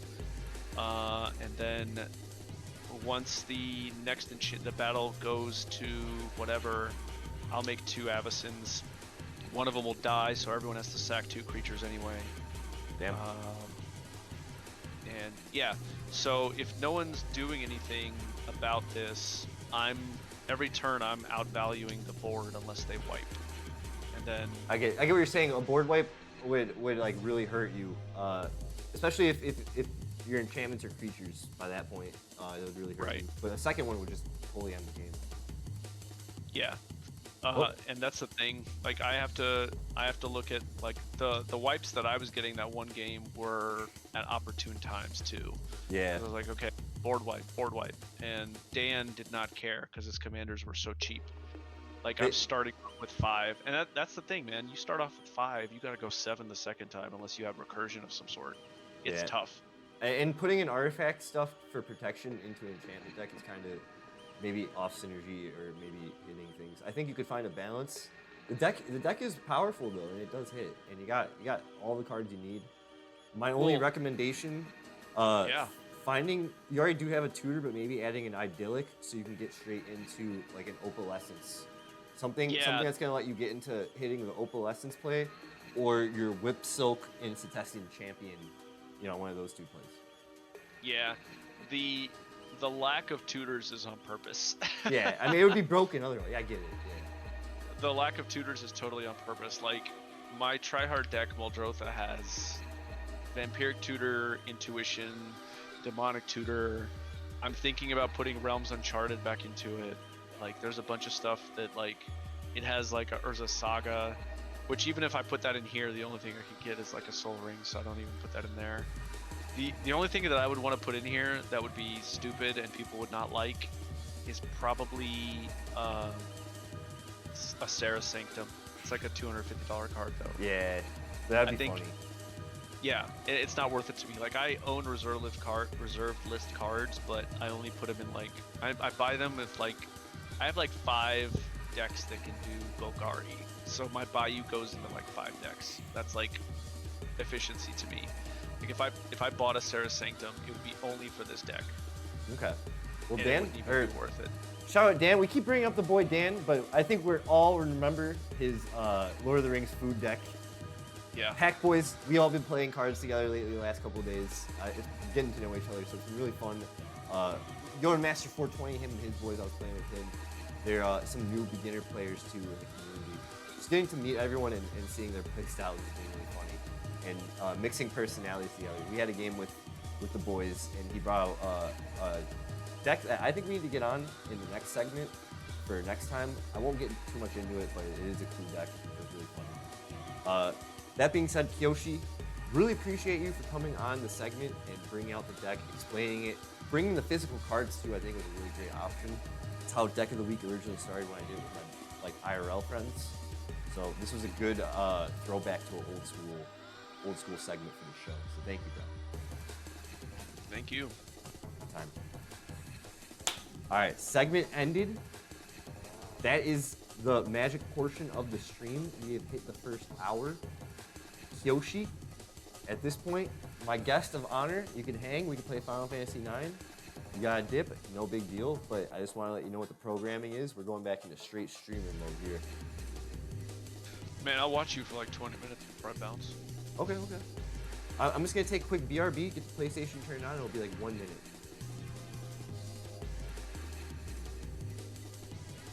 Un momento.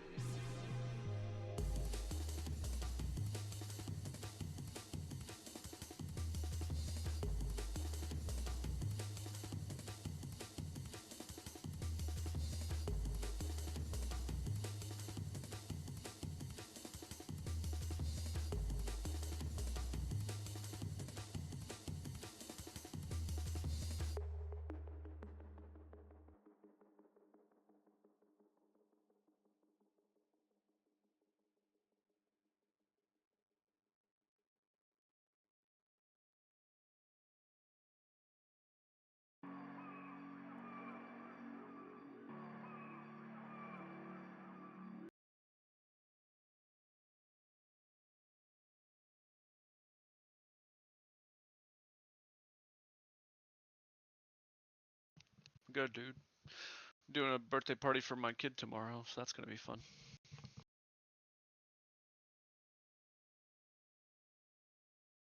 Yeah, she's a 2-year-old now.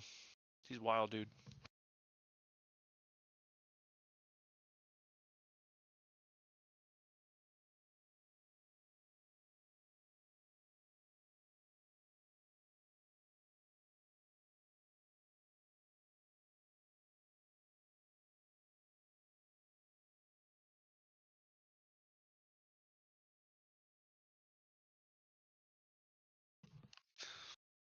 That's late game, dude.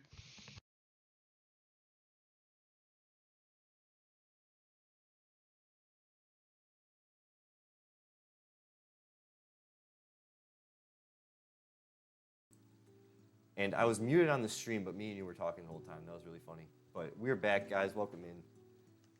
Kyoshi's gonna hang for a minute. We're gonna get through disc 4 of Final Fantasy IX. Kyoshi, if you didn't know, I have a tendency of muting myself while talking. It's kind of a hobby I have.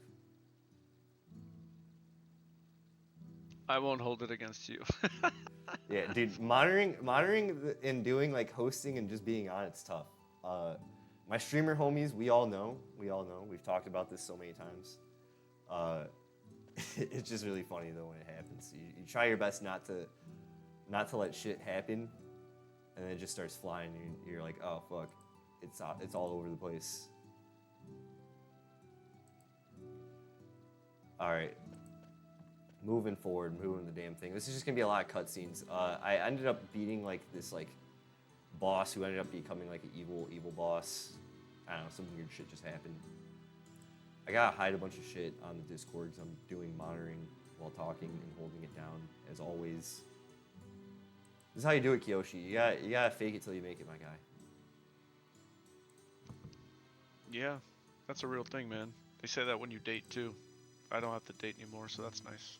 Yeah, I was worried. You said if you're getting it in, you might not make the show, and I was like, oh shit, he's married. That doesn't happen often. It happens often enough, man. Those people are liars. No, I know. I'm just fucking around. That's all the boomers who say that. We got young guy energy up in this bitch. Yeah. That's hilarious, dude.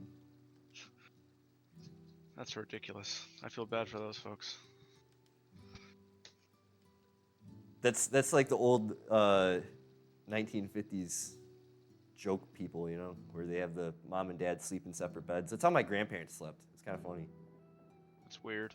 Yeah. The only thing I will say is that the difference between being married and not married is like when I was single, I made my own decisions and I didn't have to consult anybody. It's very different now. And that's okay. Like that's part of being together. But that's really the only difference. You just do shit together. You make decisions together. There's none other than that. That's probably good. You get a complimentary like thinker in your space. I've been personally one to say like, you know, sharing your mental space is very, very personal, and doing it with people. Like we do it with our friends all the time. Sometimes we get to know our friends a bit too much, and like, you know, people clash and stuff or whatever as we get older, emotions and all that shit. But like probably in a relationship, just having that other person just there to be like, hey, you sure you want to do that? Because sometimes we don't listen to our friends, but you're going to listen to your significant other most times, I think. Yeah. You want to stay with them. Yeah, it's true. Crazy, bro. How long have are you married, or you've been just together? How long? What's the deal here? Now we're married. We'll be together for 5 years. Married for 3 at the end of September. Nice. We got a young family in the chat. Welcome in. My parents, they were old when I was born. Like my dad and mom. My mom, I think, was maybe close to late 30s by the time she had me. I'm the middle child. I have a sister who's like 10 years older than me. She's like 40. I got a brother who's 29, and I'm 30. So when I was born, my mom was already a mom for like 10 years. And then when she met my dad, My dad was like close to his 40s. I think. No, sorry. I think he was like 45 when he started to have families. When he started to have a family, you know. And Yeah. so by the time I was in my 20s, I think my dad was what, like 60 or something. He started to get like just really old. I don't know. I feel like I'm kind of grateful having older parents just because they lived through a lot and the stories they have and the connection of like some of the family members we all have because of their ages. It's kind of deep. We get like history from like the 50s and 60s that some families don't usually get, you know? Yeah. My parents were young, and I had my kid at like 37, and that's fine. Yeah, no, Better off. Yeah. Sometimes though, like I've said this before, but my friends who had kids in high school, it made their lives completely better. Like, even if it wasn't planned, but they still stuck through it. A lot of my friends in high school who ended up having kids young, they ended up finding the right people, and like later on, even if it wasn't their original like baby mama or whatever, you know, they'd find just the right people to hold a family together, a super young family, you know. I thought that was crazy because when I was 17 to 18, I was a camp counselor for like a group of, I think like 28 or 29. I know it's a weird number, but it was like close to 30, under 30, 7 to 8-year-old boys, and that was crazy, dude. That was like becoming a dad on steroids. Wow. Yeah. Yeah. Like you're a teacher, but you're like a sports activity gym teacher where you gotta keep them active. You gotta have a curriculum. Because in Chicago we got a lot of parks, so like the park district has like summer camp stuff, and in high school you need volunteer hours. And that volunteer thing ended up giving me my first job. I thought it was big shit making $600 every 2 weeks. Yeah, man. When I was young, I thought I had like put a list down, and I was like, oh, I want to make like 40 grand a year, and I'll live great. And I did for a while, but man, having a family supercharges the shit out of that. Oh yeah. Yeah. I'm really glad to have been exposed to people in the Magic space who are just responsible family people and stuff. And from especially shout out to Larian Community College, the boy.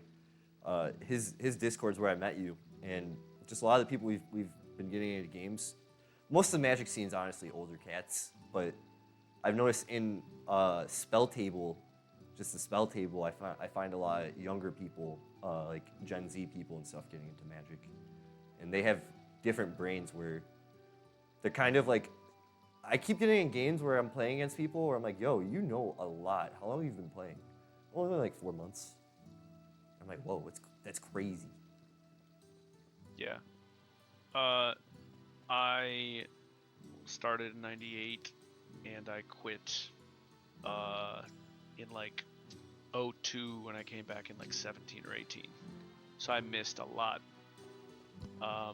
And yeah, man, I mean, the thing about an online play is that like it affords you the ability to do that when you otherwise would not be able to play at all, in fact.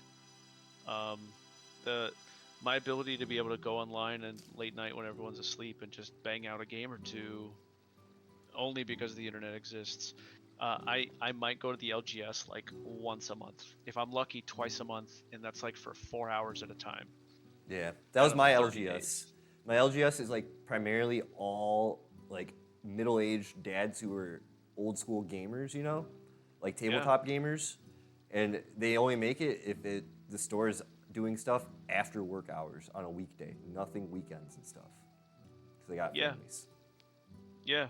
The cool thing is like the stuff I was doing as a kid, now I can do it as an adult and enjoy it more because I have the money to do it. You know, even though the money's split to the family mostly, I still have hobby money. So like the stuff that I couldn't do as a kid, aka buy reserve list cards and do all this other stupid stuff, and you know, I bought a Gaia's Cradle one year because I was like, oh, if I make this much money this year and I really push myself, I think I'll reward myself. And I told my wife, and she was like, yeah, do it, because she was like, if it's $700 but we're making hundreds of thousands, who cares? That's a good sign when the wife says buy a Magic card. Oh my God. People in my group, Well- they'd be like, holy crap, who is this person? Well, all you had to do was, Bring home break the money. yeah, do north of 200 grand for a year, and she'd like, okay, go spend $700 on a Magic card, and I did, and we were fine with it. She has her hobbies. Yeah. They're Yeah. not cheap either. No, like, so my friends are younger couples who've been together for quite a long time. They're kind of doing that thing where they get their own side hobbies.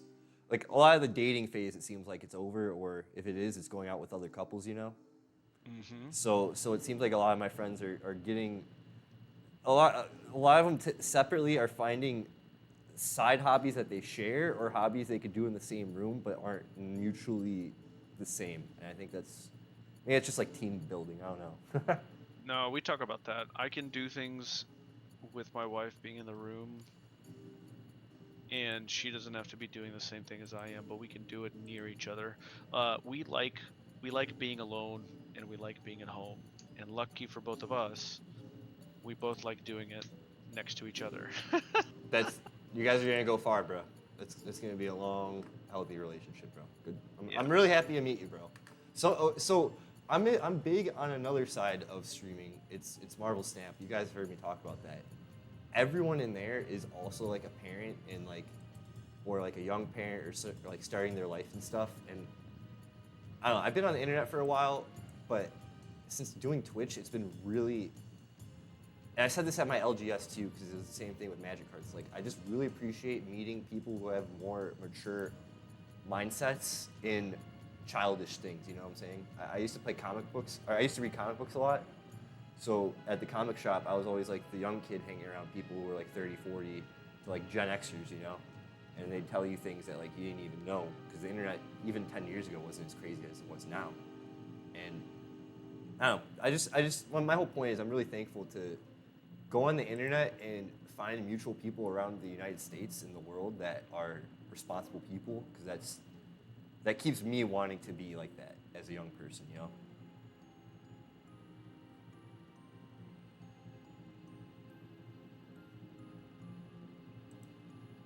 I don't know if that made sense, but that's my big yap on that. It made sense.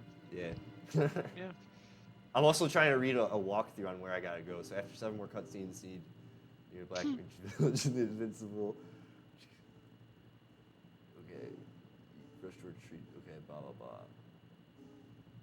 So we can strengthen our party right now. Right now is just Disc 4. I guess we gotta we could just do weird catch-up shit. But I'm just trying to play this game. I want to get into some cool shit. Some of this stuff is dependent on stuff I've done in the past of the other discs. And I don't know what I did 7 years ago in this game, I don't remember the fighting system in Final Fantasy VIII, but Final Fantasy IX has some of the worst fighting in my entire life. I would just do a replay at that point, man, if you don't remember. No, it's the unfinished save file show, dude. Oh, it's only for that. That's tough. Yeah, it's only... At that point, man, I'd like go on IGN and look up an old-ass guide or something. Help yourself out. Yeah, that's what I'm doing right now, actually. We're on a IGN... we're on a GameFAQs. Remember GameFAQs? Yeah, that's an old one. Yeah, we humble ourselves here and go to GameFAQs. But when I was learning about being a streamer, they say a real streamer needs to have a game guide open, and also knowing the length of time a game will take for your streaming stuff. Yeah, time management seems like it's important in that aspect. All right, we gotta go to Alexandria.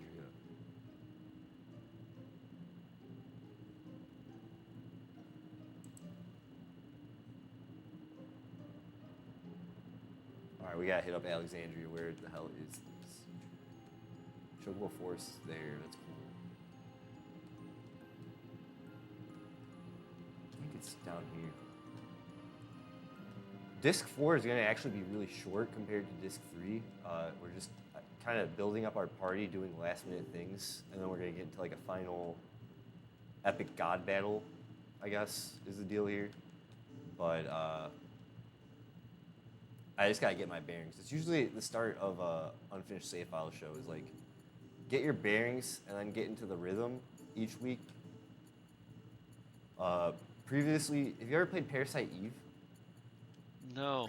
Dude, that's a PlayStation 1 classic. It's a JRPG, like sci-fi horror, and you use guns instead of like fantasy, and it's all about the mitochondria and how it's taking one mitochondria somehow mutated to take over humanity, and if you know like Evangelion, it's almost like the same plot as that. No. It's just one of those early 2000s, 90s Japanese games that have like biblical references, science references, all that good shit. Who was I made for, why, and all that stuff. Oh. Reminds me of Star Trek. Oh, dude, next gen? Yeah, Next Gen is like the only good one. So my dad is I a mean, huge I've seen Voyager and I've seen Deep Space Nine. I've never watched the originals on the ones with Shatner, but like me and my wife spent years watching Star Trek together. Like I showed her I showed her that, and she showed me Community when we got together. Hey, good shows. Yeah. Damn, so every time I've talked to people online when I bring up Star Trek, they bring up the other ones. For me, it's always been Next Gen, because like I said, my dad is a gigantic Trekkie. And when I was born, I think Next Gen just ended and the new one started. But it's just been a part of my life, like all my life. Yeah, we're gonna show it to my kid when she gets old enough. I have all 7 seasons downloaded, and back in the day, they used to have like real seasons. Like one season in Star Trek is like 26 episodes. Damn. In these days, that would be like 4 seasons. Yeah, then the show gets canceled and you never see it again. Right. Yeah. Dude, Next Gen was dope. I love the holodeck episodes. I mean, Data's the boy. Who doesn't love Data? Geordi, come on, I fucking love Geordi. My wife hates, and I mean hates, she hates the holodeck episodes, and it's hilarious. Every time we see one, she's like, "Can we just skip it?" I'm like, "Yeah, I've seen them all. I don't care." It's really funny. I get it. She probably wants the plot of like what's going on with the real shit, because those are really throwaway episodes. Besides maybe sometimes with Q, I think maybe, but Yeah.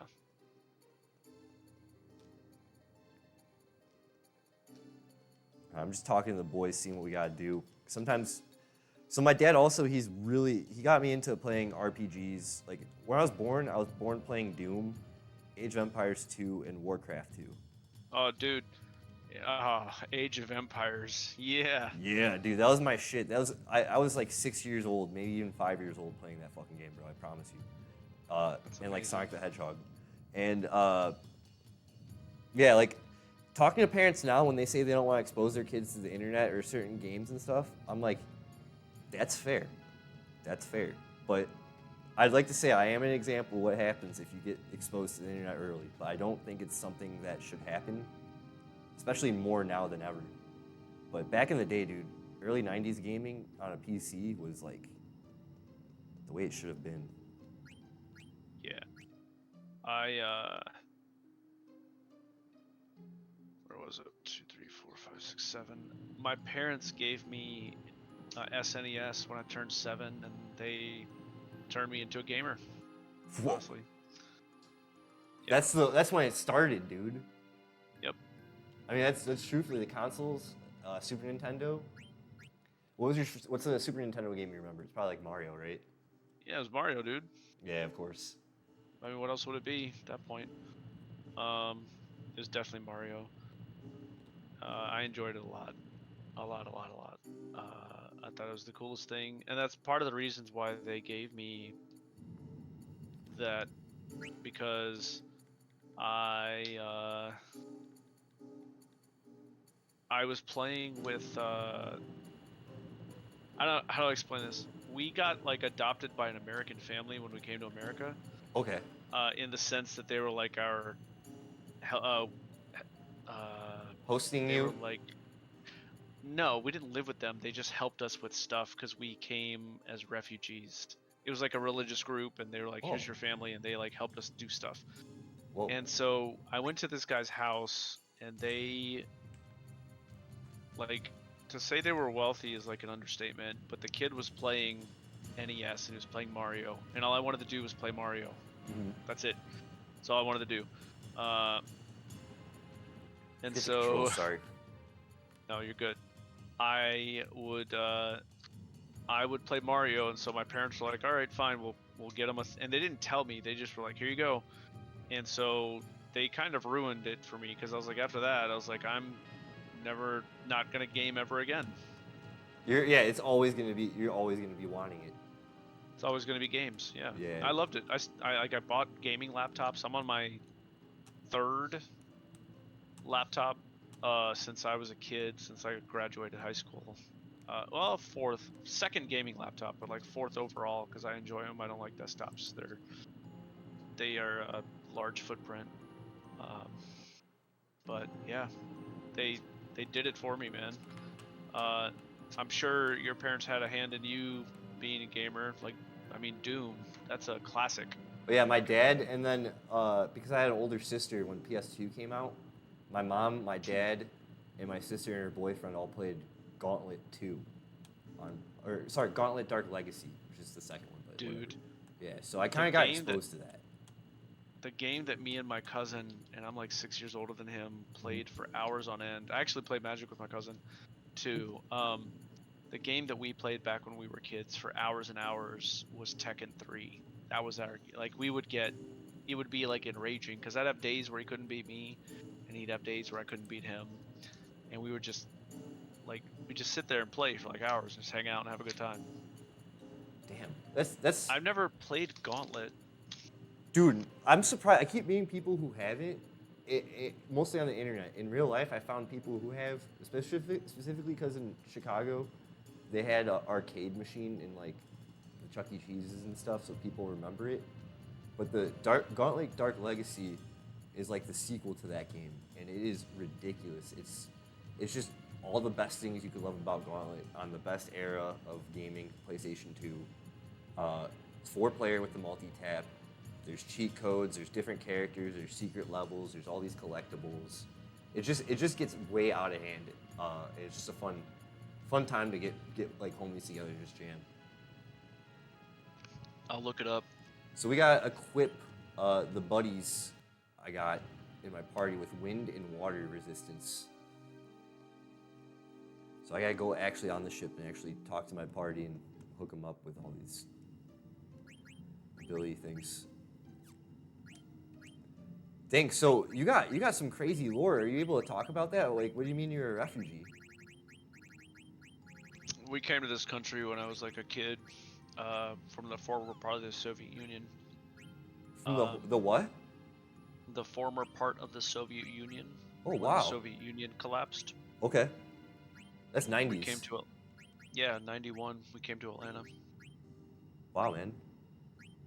So we've been here like 30-something years. Yeah. Was that like a really insane transition? Was that like extremely tough, or was it like easy for like your whole family? I think it was easier for the kids, like me and my sister, because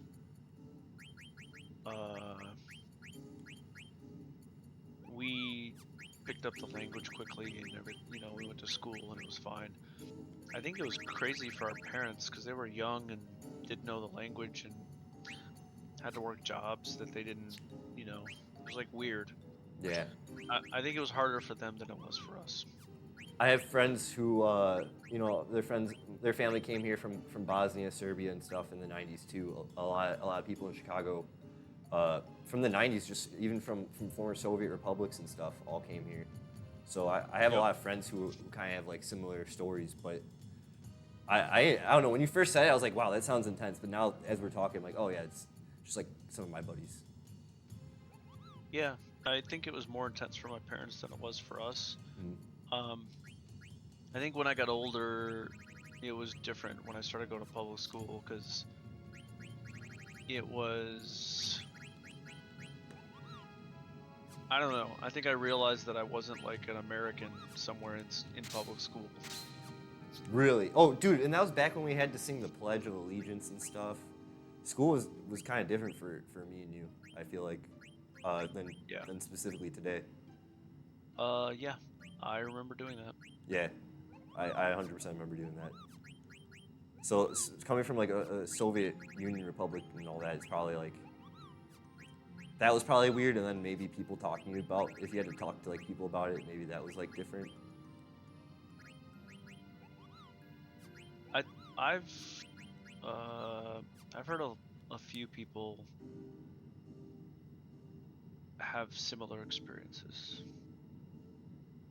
Um, Most of the time it was fine, but sometimes uh, people would be they just wouldn't act right. I don't know how else to explain it. Yeah, yeah. My friend. Okay, I have to name drop my love of my life, my homie, my good friend Kasim G. He's an OG YouTuber. He is half Jordanian, half Egyptian. His family came here from, not America, and it was I think after 9/11. So being like in like an Arabic Muslim family and stuff, he got like just picked on all the time for being different and just just the same stuff that was happening. But I feel like maybe I don't know, maybe for the people in the 90s with the Soviet republics, I don't know, maybe it was different because white or whatever, I don't know. But I was not part of a country that was a bunch of white folks. no? No, Uzbekistan is like Oh! full of brown folks. Yo, dude, I love Uzbekistan. I don't. Well, I mean, the food. No, the food. Oh yeah, the food is banger, dude. Dude. My mom still cooks me some banger Uzbekistani cultural food. Yeah, dude, I only care about food. Come on, man, smoke packs. Bro, the, what is it, tandoori or tandoor or whatever? You know what I'm talking about? Where they take clay pots and then they cover it with like a piece of like bread and then they put it on the side of a oven. Pretty sure it's Uzbekistan food. They do that in India too, like Yeah. all that area. Yeah. It's, Um, even Africa. yeah. The stuff I'm talking about is like pierogies, which is also like European. Oh yeah, like Um, I grew up on pierogi. All my Polish friends made it. yeah. So the way we do it is we'd bake it or we'd fry them. I really loved some fried. Like pilmeni is like tortellinis, but they're handmade. Fried tortellinis are like my favorite thing, man. Dude. And then they did plov, which Americans call it pilaf, but like Yeah, the yeah. Russian or Uzbekistani version of plov is like rice, potatoes, and meat, Mm-hmm. and then bread on top. It's like very carb heavy. It's hearty stuff. It's very good. Wow, dude, that's so sick. Okay, so like I would read in my YouTube algorithms for some reason I was getting like Uzbekistani like people doing traditional cooking in nature and stuff, and I started reading about it. The history of Uzbekistan is ancient, dude. It's kind of actually crazy. Like that whole area of just former Soviet republics where that country was from, has like some of the most craziest history dating back from like, I don't know, pick a time period, Yeah, That's really what interests me. And then it's the like food. old school back, like Silk Road days.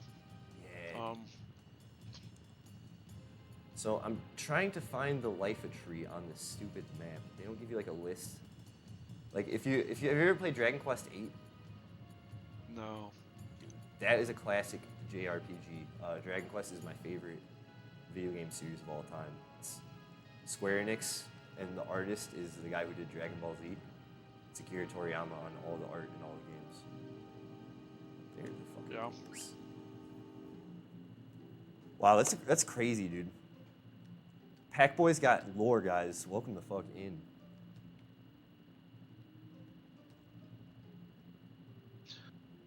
It was good talking to you, Smokes. I'm Yeah, gonna yeah. bounce, go to bed. Yeah, dude. The fact that you even stayed up this late with me is, I couldn't even believe it, dude. I really appreciate you, Kiyoshi. You're the man, dude. I'll let you know when the YouTube stuff drops, and we'll keep playing Magic and hanging out, bro. I'll see you soon. Thanks, man. I'll catch you later. Yeah, peace. Later.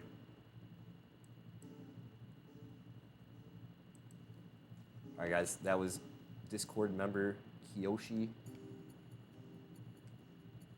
What a legend dealing with me trying to pick this game up, dealing with me yapping, having a fun time.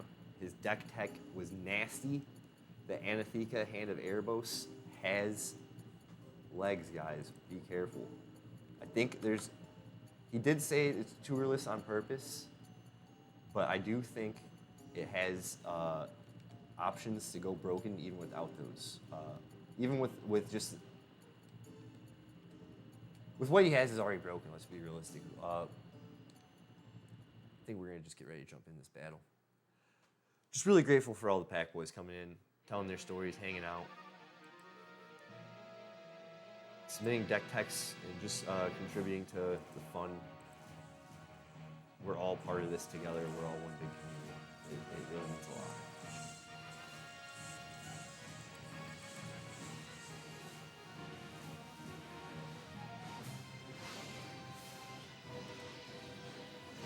So we got an insane cutscene already.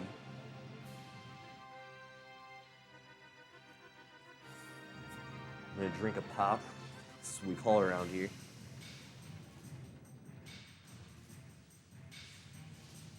The controller has the vibration settings on.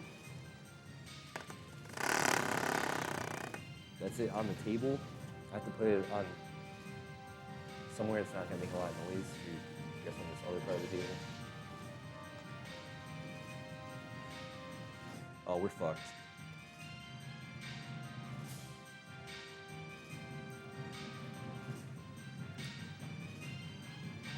Just easing into Disc 4, guys, at the end of the segments. Had a lot of fun already today. Adding in the community into the segments has been really refreshing. We started out with all my friends, but how much more can we juice the friends, you know? They're always never free. They got lives. They don't want to build the brand. It's okay. I don't want to force them. And they've always told me, just get in there, get the community going, so.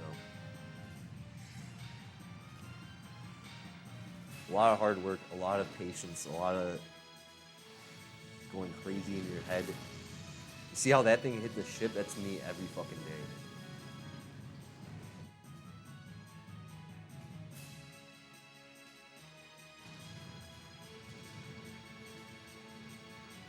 Might have to title the episode VOD Shoutout Uzbekistan, maybe.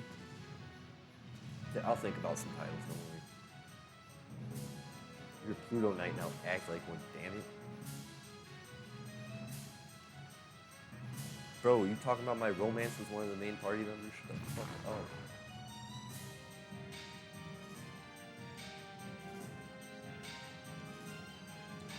That character's broken back in the old discs, I remember that shit.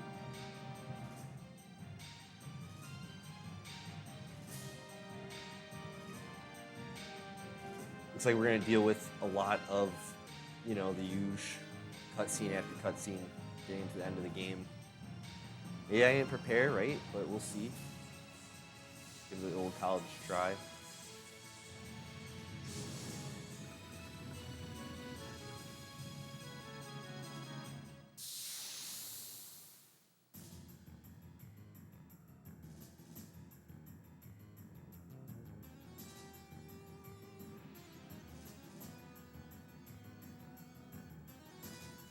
All right, we're gonna get like totally fucked up.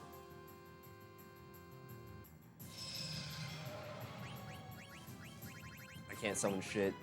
Already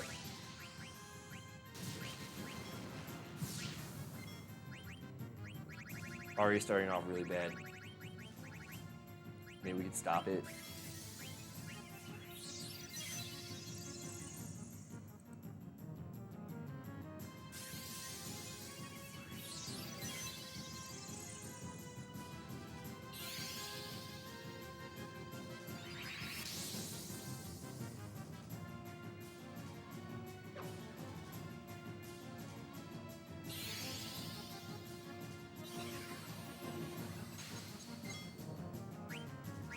Damn, he guarded it. We're fucked. We're gonna have to silence him.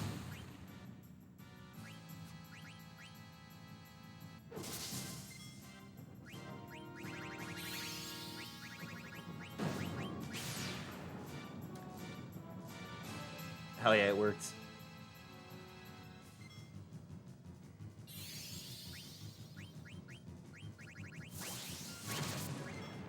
That sucks.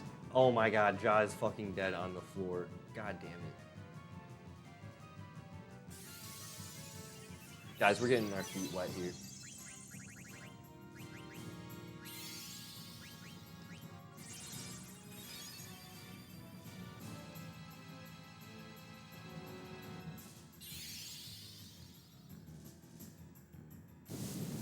We did not grab the ultimate weapon.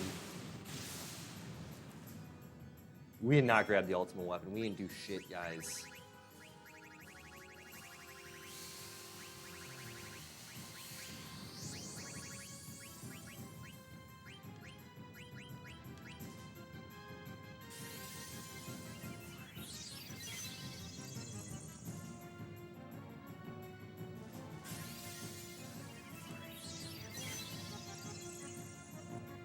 We might have to die and go get the ultimate weapon and reset. But just touching base, getting back into the game, starting Disc 4, trying to understand what we're trying to do, seeing what we're up against, I think is a good, we got a good first college try here, but we're gonna get totally murked. We got that wind resistance.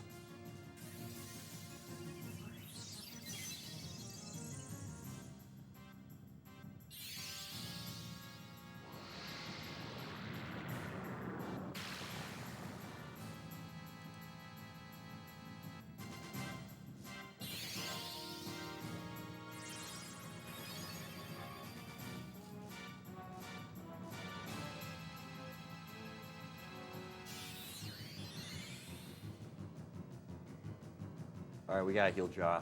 It's the only fucking way.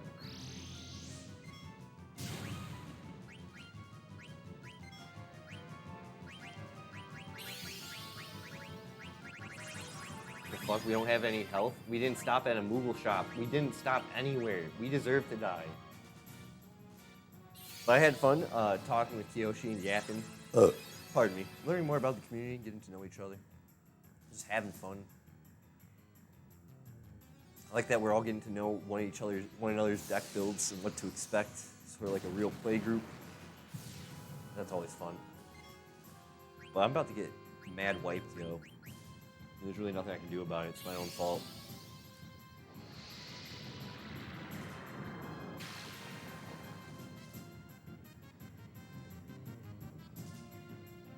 Maybe I can just take him on alone with one character. Let's see. For the memes, let's just fight this one out. What's the worst that could happen?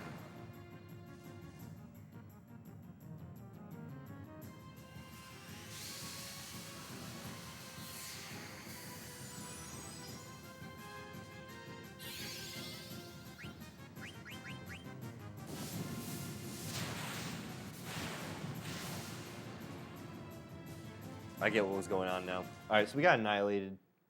Guys, that was the show. That was the stream. I think with that, we're going to call it. But don't leave.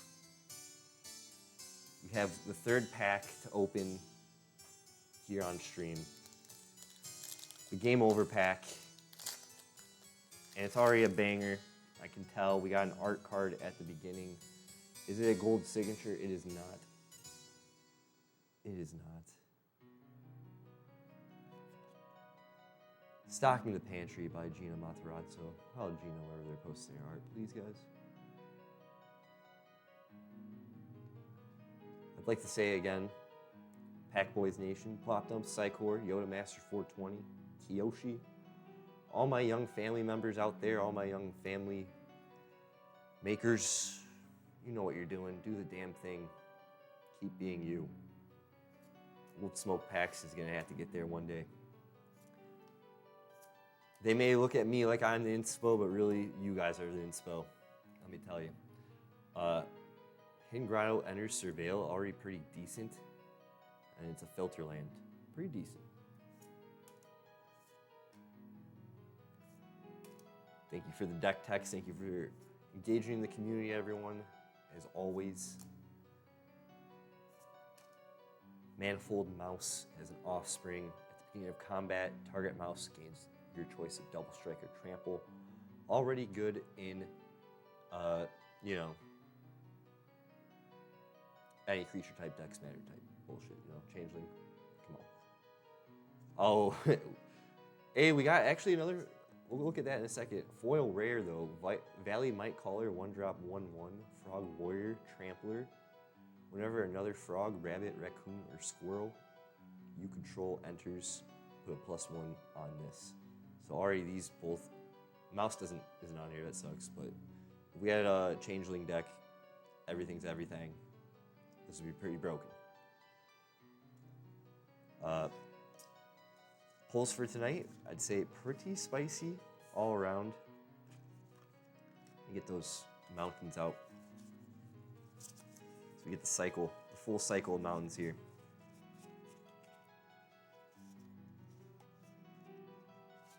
Unless I threw them somewhere and I was just being reckless. But just give me a second here. Let me take stock.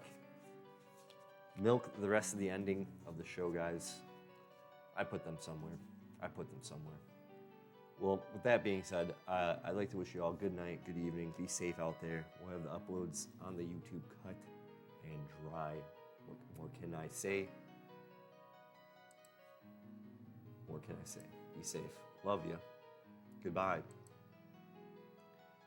All right, that is the end of the Instagram.